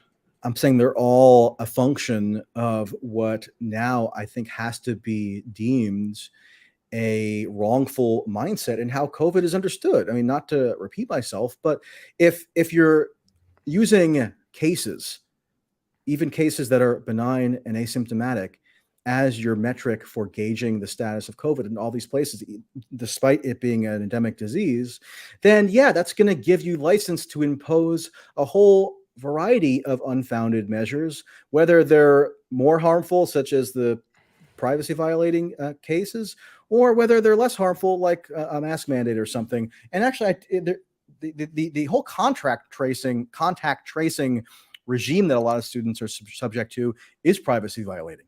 They are required to give up, to sometimes it's already automatically tracked where their movements have been, if they have one of these app systems, but also they're interrogated and required by their disciplinary code to reveal where they've been and have their movements traced, and then have that adjudicated before some kind of judicial body. I mean, I do think that actually is also in a way a privacy violation.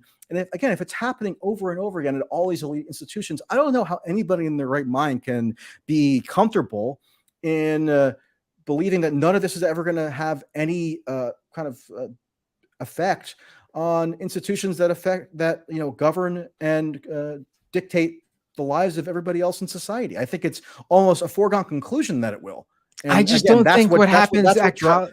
That's what drives my interest. I just don't think what happens at colleges in terms of campus life policy has. You say campus life policy, which trivializes it. I'm saying COVID policy.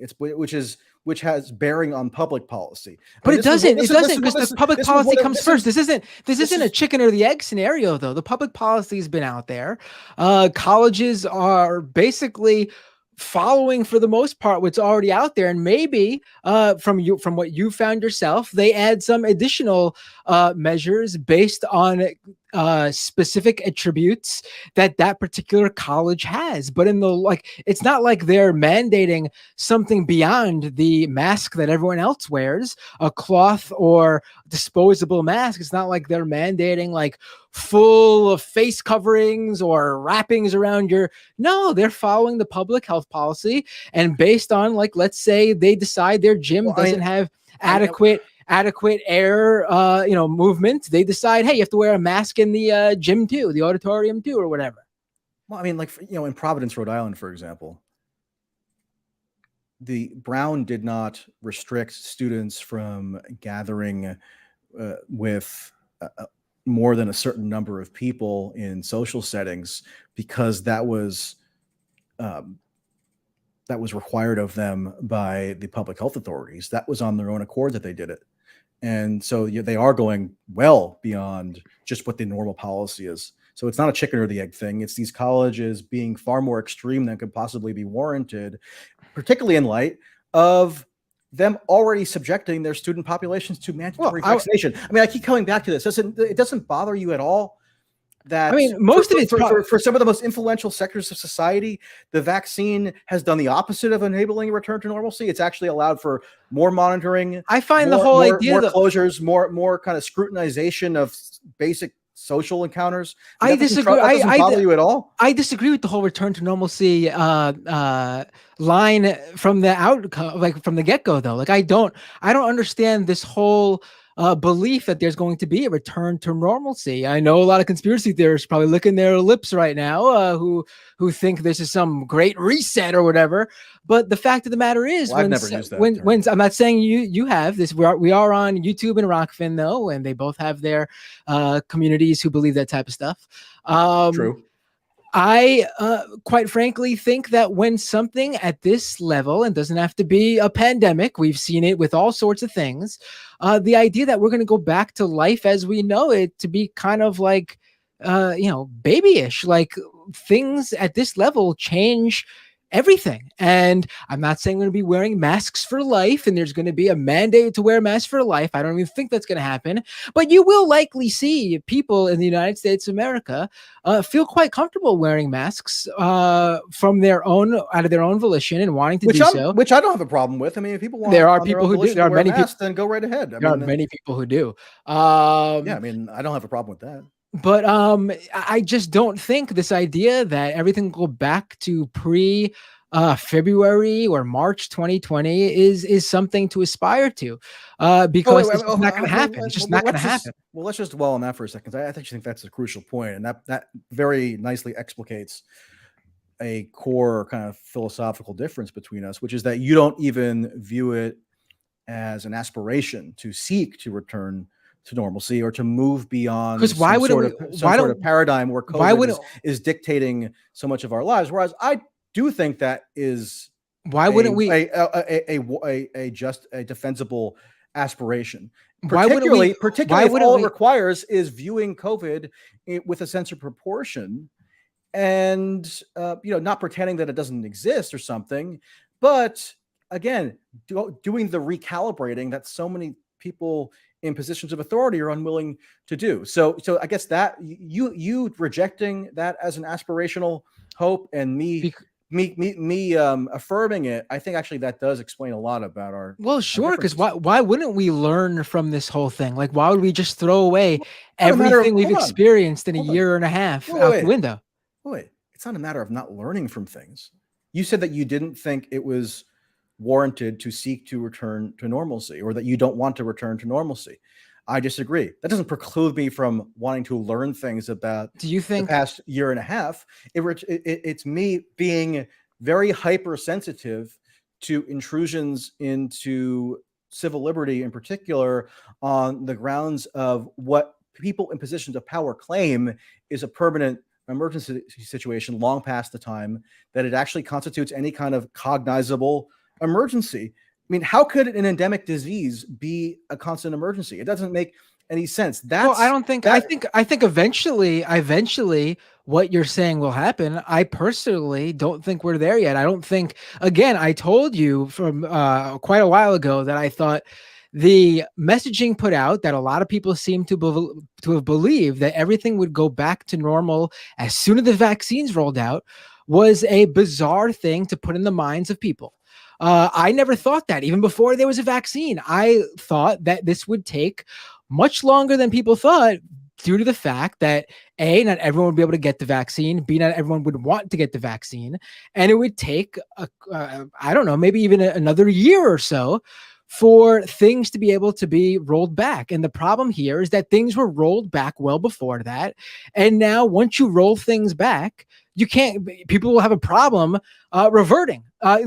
The lockdowns we did in March and April, I mean, the numbers we're going to see in some states that we're seeing right now, they should probably lock down now and shouldn't have locked down back in March and April. I actually think that the countrywide lockdown back in like March and April was the wrong move, because not every state was dealing with the same level of emergency that other states were. Should like New York and New Jersey have locked down then? Yeah, sure. But why did like states that barely even like had a blip quite yet lock down? I thought that was stupid. Those states should probably lock down. Like, Missouri should probably lock down, Alabama, states like that, where they're seeing the pandemic at its worst.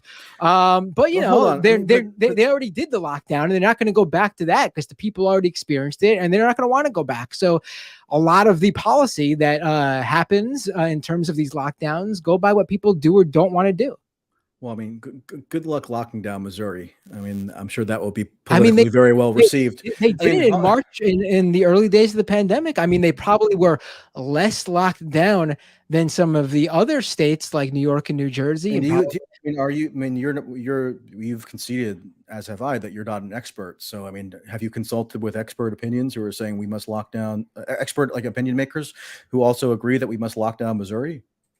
I mean, I'm not reporting on the issue. I'm giving you my opinion on it. If I put together a report, I certainly wouldn't publish it without the knowledge of experts. Like, I wouldn't put out a piece telling people that we need to lock down Missouri right now.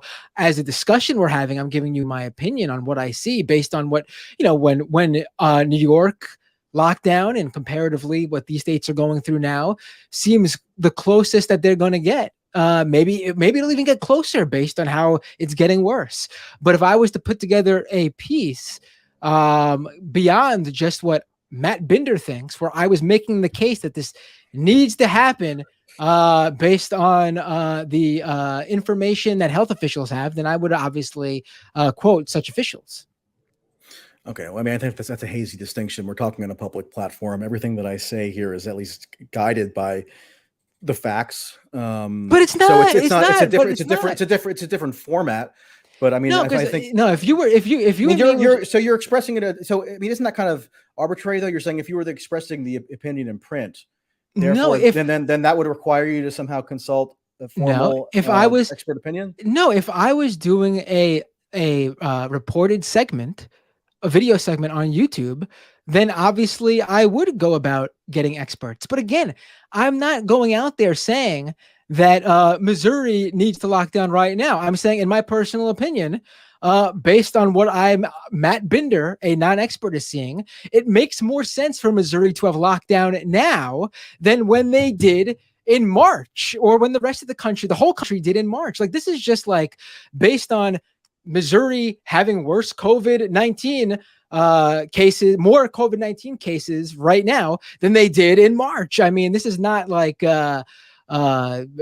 late breaking stuff, but again, I would not go about making a reported segment video or reported piece or whatever. Like, this is just the same thing we're talking about right now. Before, you asked my opinion on something and I said, all right, I'll give you my opinion. But again, I'm not a health official, and I gave you my personal opinion based on, me having 2 kids, what I've seen in my own community. I can't give you beyond that really on those specific issues.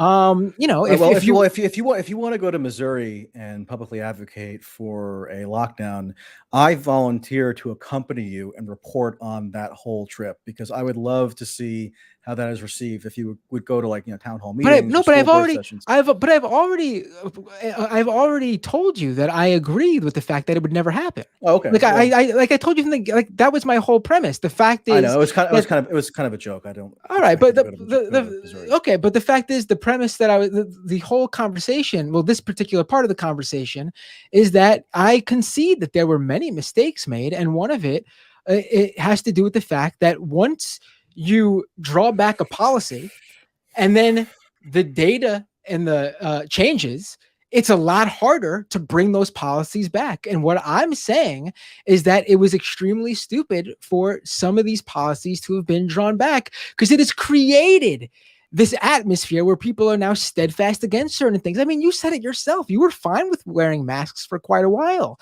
And I'm assuming you probably were fine. I still don't now. I don't view masks as a tyrannical imposition even now. I mean, if I'm on a plane or something, I'll wear it. I don't know that it's particularly effective at reducing transmission or what have you, but I'm not going to, flip out over it. I just, it's just a matter of my personal kind of disposition, I guess. But we should. No, but when did your opinion on mask mandates change? Was it prior to the vaccines rolling out and the CDC? Well, as I've said, my whole attitude changed radically upon mass provision of vaccines. And it's ironic to me that you are disputing that the vaccines could have enabled a return to normalcy, when that was the whole premise behind them. And I think they actually have achieved the goal that was connected to the return to normalcy, which is that they drastically reduce the likelihood that people who take the vaccine are going to have a severe health outcome. So, I'm not going to call you an anti-vaxxer. That would be histrionic. But I do think that you're articulating a logic that rejects the utility of vaccines in a way. No, because insofar as putting this behind us in a proportionate and sensible it seems manner. Like you don't understand what a contagious disease with the pandemic is.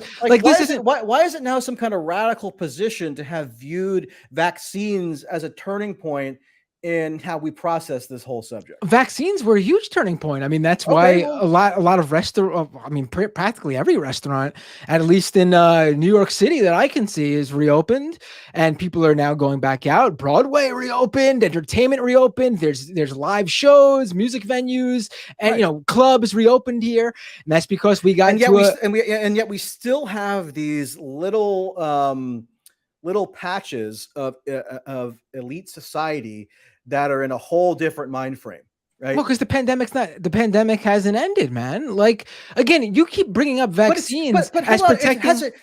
So the pandemic hasn't ended, more or less, in a practical sense, for like a 20-year-old who is vaccinated. I mean, they have to be super worried. I mean, if in their mandatory surveillance testing result they come up technically as positive, and then they have to upend their life. I mean, that makes sense to you? I mean, for them, it actually should be over. Particularly, that's not how it works, though. That's not how this works, though. It is how it works, because the retort is always, but they could transmit to somebody vulnerable.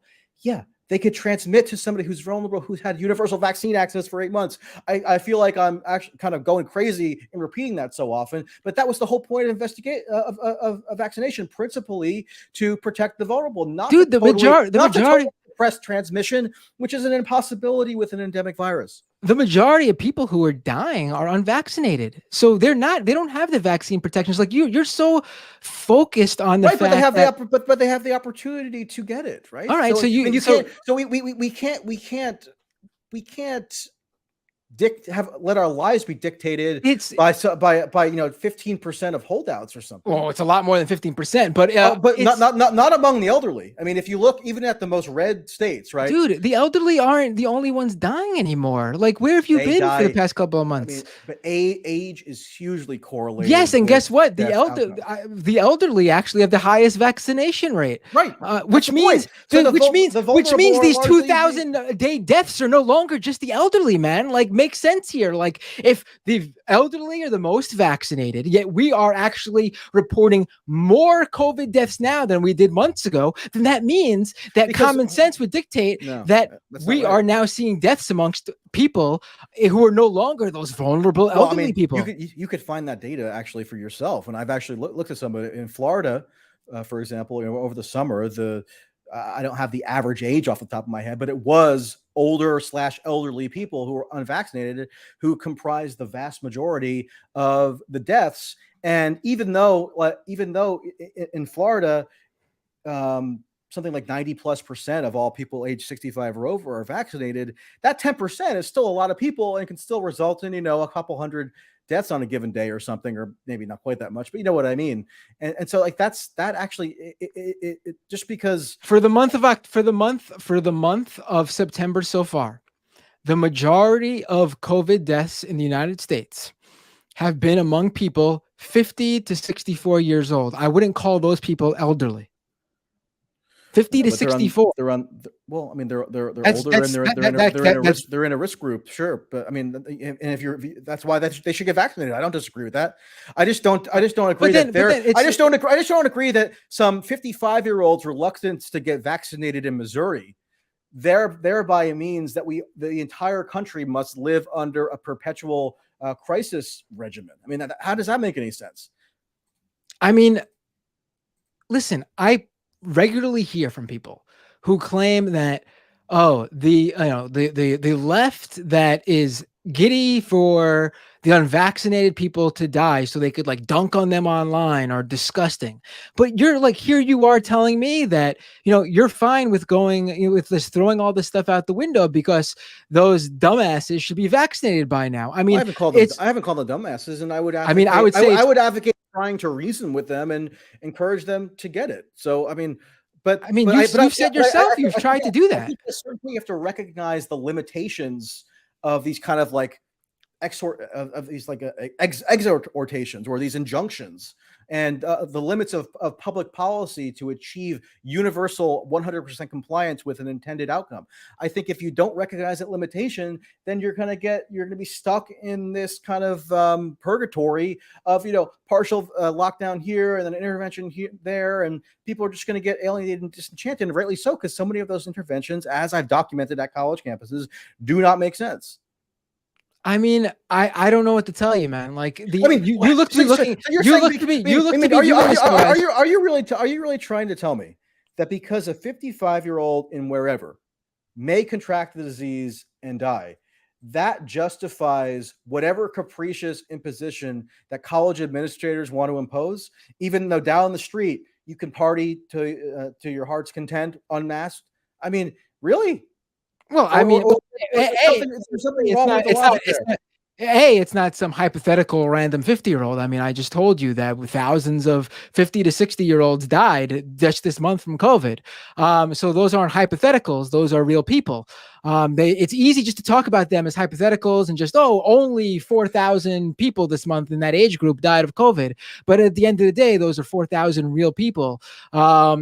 But also, in speaking of college campuses specifically, I would also wager that a lot of this has to do with, the regular legality issues that they are also weary about in terms of being responsible for mass outbreaks and the few breakthrough cases where one of their students or one of their faculty members would get very sick and possibly die. All right. Well, I guess we should probably wrap up. Right. One more thing. I think having one more thing though before we move on to something or wrap up though that really is sort of I wanted to touch upon because it's really sort of baffled me.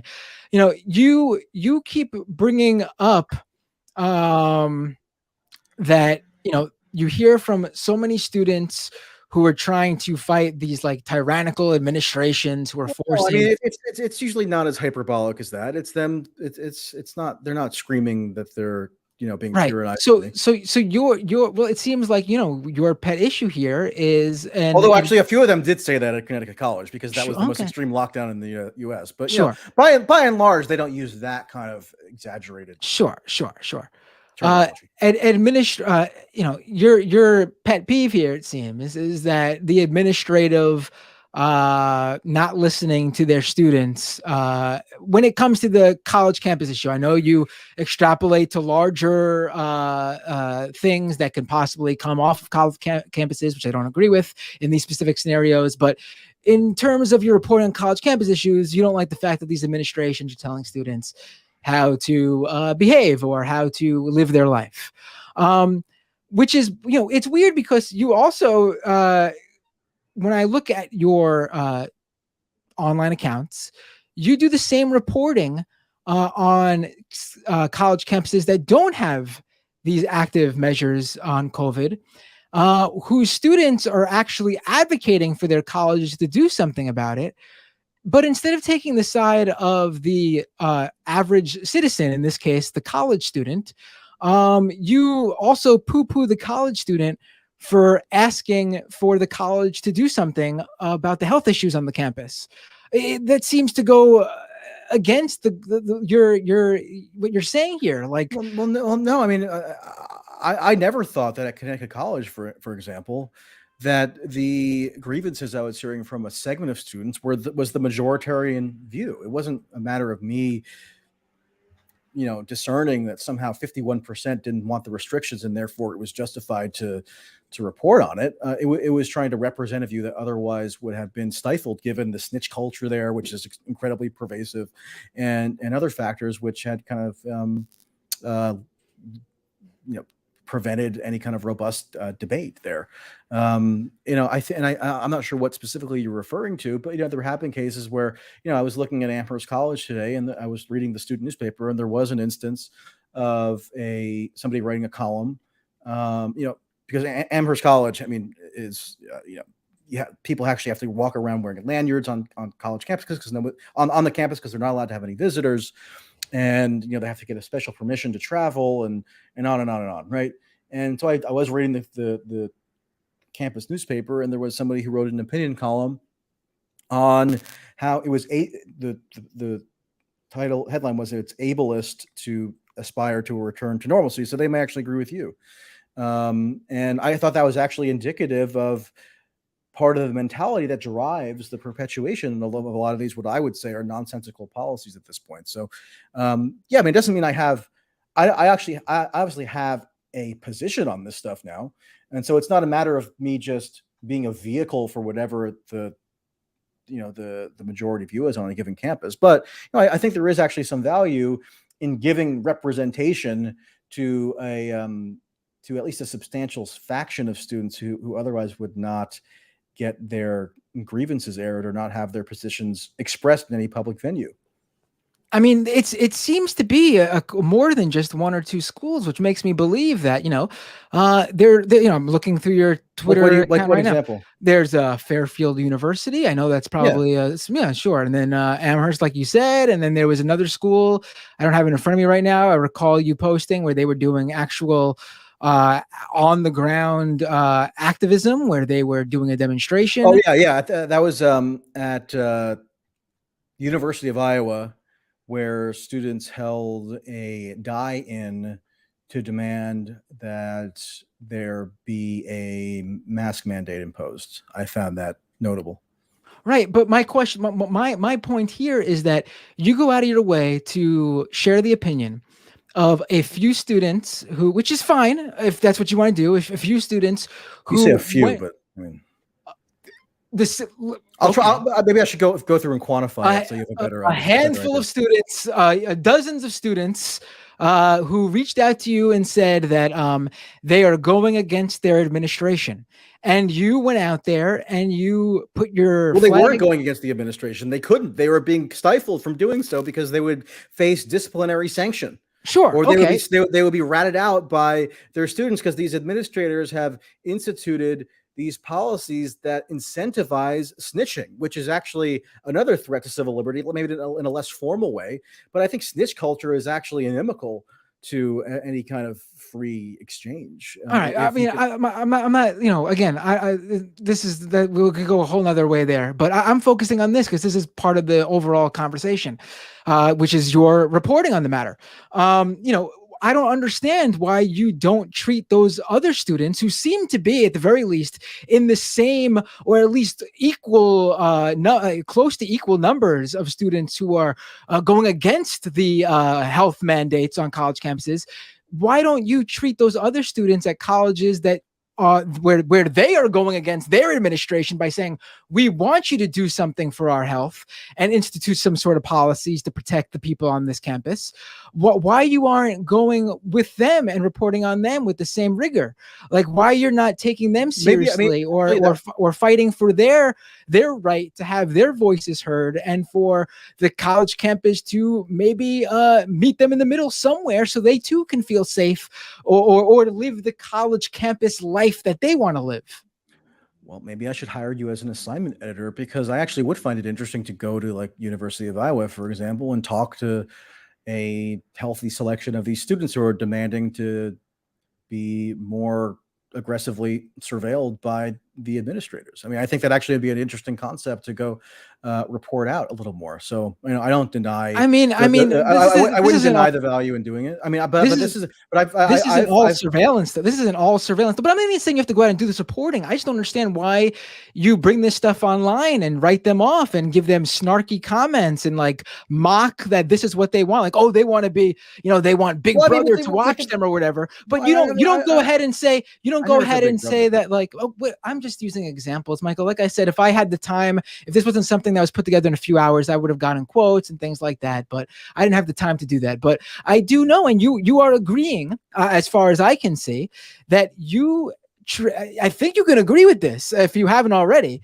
that you have without a doubt in your commentary on social platforms have treated students who are asking for the health measures to happen on campuses where there are not adequate health measures quite differently from students who you side with personally, who are asking for health measures to be rolled back on campuses where there are strong health measures. I mean, if the idea is that these students should be listened to and administration should not discount all these students and should listen to what they have to say and see if it makes sense and try to work something out for the safety and health and experience of all the students on the campus, I don't know why you go with one group of students and say, oh, the tyrannical system is holding them down.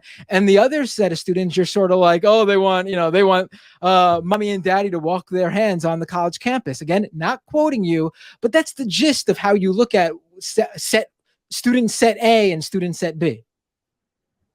Well, I mean, I've been totally transparent that I reject this whole concept of an endless emergency for reasons that I've spelled out at this point ad nauseum. And so, yeah, when there are students who take the view that they are in favor of a permanent emergency and in favor of policy interventions pursuant to this whole notion of a permanent emergency existing, I'm going to disagree with them. And I don't think that when I posted the photo on Twitter of the University of Iowa students protesting, I don't think I was overly mocking of them. I mean, I think it was probably clear that I don't agree with them, and I think that they are actually, part of this whole, fueling this whole mindset around the entrenchment of permanent emergency conditions, which I think are undesirable for X, Y, and Z reason. But I'd be perfectly interested to actually talk to them on a more face-to-face level. If anybody wants to contact me, please do so. But for the past 2 weeks, what I've by happenstance gotten involved in is students with the other view who don't get narrowing in a lot of places, and I'm comfortable, given limited resources, with having done that. But I don't discount the contrary viewpoint as being worth probing. Well, good. That's good to hear, because, I'm sure students, if they listen to this at the other schools, might reach out to you then and talk to you about it. Hey, Because, I welcome it. if I was a student who saw your reporting and saw Actually, that, at Connecticut College, I mean, I actually did. I mean, the majority of students seem to have not agreed with you from the videos. Well, Again, I wasn't there. There was it. I mean, and I've written and acknowledged that there was a vocal faction of students who didn't agree with me and didn't even want to hear me. I mean, I got pelted with 2 eggs. So yeah, there were some who didn't like me at all. Although, I mean, you'll be glad to know that both eggs missed, even the one that was fired at point blank range. So yeah, I mean, that didn't leave any mystery as to whether there was a faction of students who disliked me or didn't agree with me. But even amongst some who didn't agree with me and who favored the administration perspective, right, I was actually very pleased that I was able to speak to them in a reasoned, calm manner, and we had a fruitful exchange. Not in all cases, obviously, there were some that were not, but there were some that were. So, I mean, I'm always willing to have a dialogue. I'm having a dialogue with you right now for over 2 hours. Hey, I think this has been quite a good dialogue. I mean, I think we've done exactly what you claim that went well with these students at Connecticut College.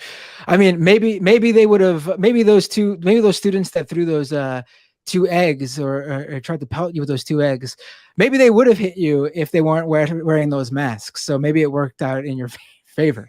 Yeah. Maybe it prohibited their athletic prowess. Yeah, no, or if they hadn't couldn't breathe correctly. If they hadn't been locked down, and they could have gone to Little League practice and actually honed their aim a little bit more. Right, there you go. So maybe it worked out for the best. I mean, the girl who tried to pelt me at point blank range, I actually felt a little bad for. I mean, that was kind of embarrassing. But, she'll get over it. Well, yeah. I mean, listen, this has been, I thought, a good conversation. I don't agree with you, and I don't think you agree with me. Yeah. But if this was helpful, can I ask you? I mean, I agree that it was I think a constructive conversation. People might differ if they've been watching it this entire time, but in my opinion, it was. I guess just as a closing question, what I'd ask you goes back to the original impetus for this conversation, which is that do you still think that the only reason I could possibly take an interest in these issues is because I have some creepy infatuation or I'm trying to relive the glory days of my exploits in school, 12 years ago? Well, I can attest that I don't think that the secondary one fits you after speaking with you. Maybe you didn't have such a good college experience. I don't know, but it was fine. It's just I'm not trying to relive it. I'm good with where I am now. But I do think, based upon your audience, that you are pursuing this. You're pursuing this because it is attractive to this a specific niche of an audience that you've carved out. I mean, so the whole rationale that I just spent 2 hours trying to articulate that has nothing to do with what my audience may or may not think and how you define my audience. I'm not even sure. Like that whole rationale, you just don't accept. No, I think people contacted you because they know that they knew to contact you and not other people because they knew where your opinion would lie, quite frankly, which is fine. That's usually, that's how it works. You go to someone that you trust when you want something written, of course.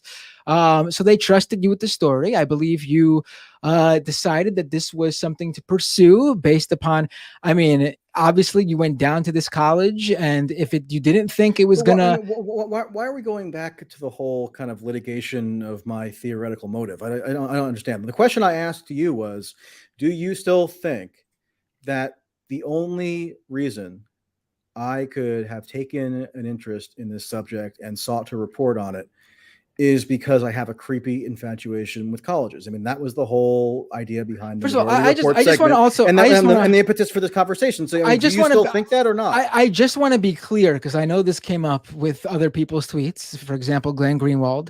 I never used the word creepy personally. But in terms of, and you personally did. I had this weird, I did say you have a weird, right. Motive. There's nothing there that insinuates any sort of weird sexual perversion that I appreciate other people that. try Thank you to. very much. No, because I think that's what you're going at now, and I think that's also. I think you can also. I think it would be fair. I mean, I don't know who writes the titles of the videos on the Majority Report. But maybe also, you, creepy. Maybe creepy you don't. Maybe you do. Maybe you do. But it asserts that I have a creepy infatuation with college campuses. But I also think creepy doesn't mean anything sexualized to begin with in general. And then your co-panelists, including Emma, say that I was concerned about it because my girlfriend goes to college. Well, which, I don't know how she knows that. I mean, not true, by the way. I mean, not that it matters. I never said anything about it. You can even go back and rewind the tape. That was in the segment. You should have Emma on. You should reach out to Emma and talk with her. I love to. I mean, we actually used to get. I mean, we both worked at the Young Turks. We got along very well. I actually also interviewed Brandon on the Young Turks, and now he's. I'm a right-wing grifter, supposedly, according to him. So I mean, whatever. But I get along with both. Particularly Emma, because I worked with her. I got along with her perfectly well. And now she's gossiping about my girlfriend on YouTube, which is strange. Again, it's a reference to the Greenwald. But again, I'm not gonna listen. I don't want to talk about what other people said. I'm in the video title with creepy. I just want to make it clear. Weird, obsessive, those are words that I definitely used. None of those have any sort of sexual or weird fetishized notations. All right. Well, I'm very grateful you clarified that. Well, I would never do such a thing, to be quite frank, because I think it would not work in my favor in pointing out the ridiculousness of some of these things. It would not work. I have better arguments to make. Let's put it that way. But I do think that, I mean, it is not just the college reporting. I have followed your work. Like I said, I've known who you are since the Occupy Wall Street days. You have definitely moved in a different direction altogether, which people change. I get that. But you have definitely formed a very specific type of audience, one that's often found on websites and platforms like Substack or Rockfin, which again, fine, everyone has their own platforms that speak to a certain type of audience. But I mean, there's definitely been a distinct move from you, and is it all? I kind of contest the idea that I've deliberately moved. I mean, you'd have to cite more specific examples, which you don't have to get into now. Maybe we can do a part 2. We can do a whole character study of me. But I would just note that, and I actually mentioned this to some of the Connecticut college students who were, echoing some of the Majority Report, attacks, in that I was just this right-wing grifter who was, an operative of Tucker or something. And I just let them know that I spent the whole previous month fighting with Trump supporters and I do think about Afghanistan, and I fought with them over over all kinds of stuff. So I mean, I think there is an oversimplification here, but I guess you're entitled to your own. I do think it's weird to go on a show like Tucker Carlson's. Not that. Let me finish, because I don't want anyone to interrupt and take that. I am actually. Let me put this first. I am actually not one of those people who say, don't go on Fox News, don't go on so-and-so show. I actually advocate for you to go on, for anyone who has the ability to go on any show on any network and not, quite frankly, give them exactly what you could hear from every other pundit. I personally, if I was invited to go on Tucker Carlson's show, I would accept in a heartbeat, and I would I wouldn't blow up the show. I wouldn't disrupt it, but whatever the topic was, I would make sure I wasn't just going on to give the same opinion that, Tucker Carlson can get from any one of his dozen or so usual right-wing guests. It's just like, Glenn Greenwald, for example, goes on Tucker Carlson's show, which is great. And he has a number of great civil libertarian issues he can talk about and shine a light to on that show. Same with Jimmy Dore. He goes on Tucker Carlson's show, and they shoot the shit with Tucker and make Tucker laugh, which is like not at all what I would go on that show to do. Like, I would challenge Tucker's audience, give them a perspective they don't usually hear. And like, I don't know. I just don't know why you or Jimmy Dore or Glenn Greenwald wouldn't use that. I don't know how many of my Tucker appearances you've watched. Not that I would expect you to watch them all scrupulously or anything, but there have been many times where I've done exactly that. I mean, one of the very I've actually criticized Fox News and Donald Trump on Tucker show. So, I mean, I don't know what more you want of me. I mean, these segments go by in like microsecond often because they're so truncated.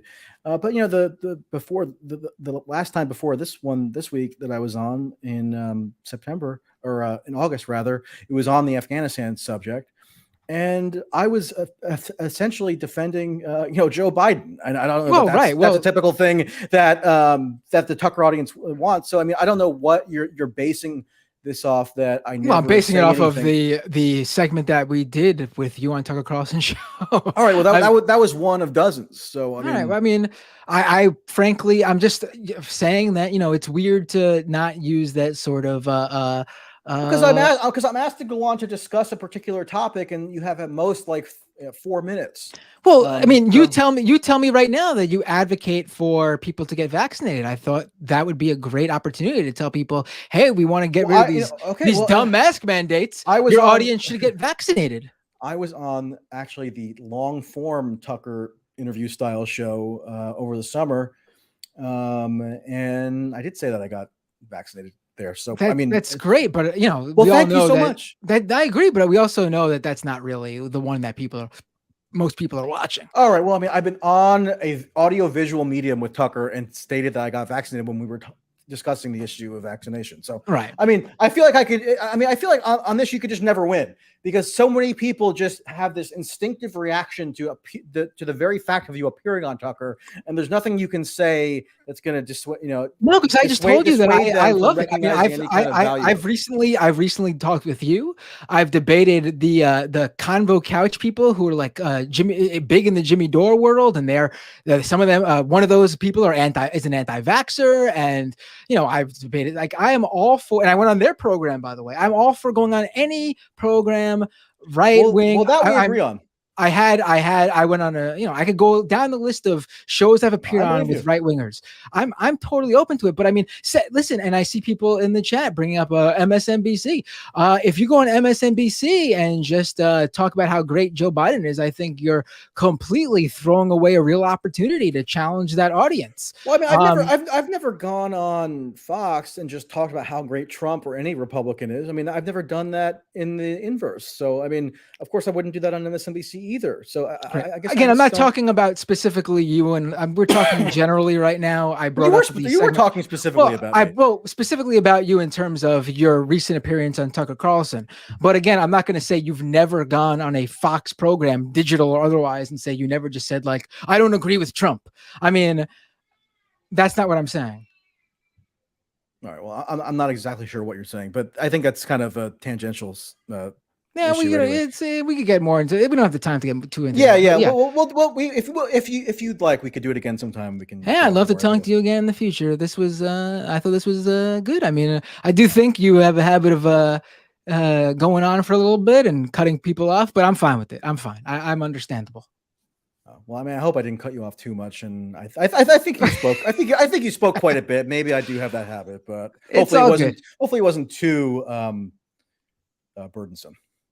No, I'm fine. What better way to spend a Friday night? Right? I know. That I totally agree with. I mean, I'm having a ball. All right. So actually, we're going to end this now, but I'm going to go exclusively to Rockfin if I can figure out the technical aspect of this.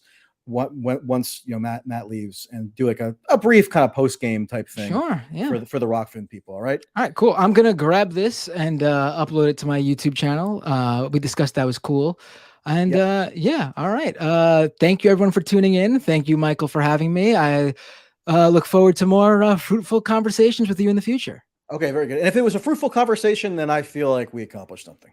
I think it laid some very things bare, which is important when we're discussing these things. All right. Take care.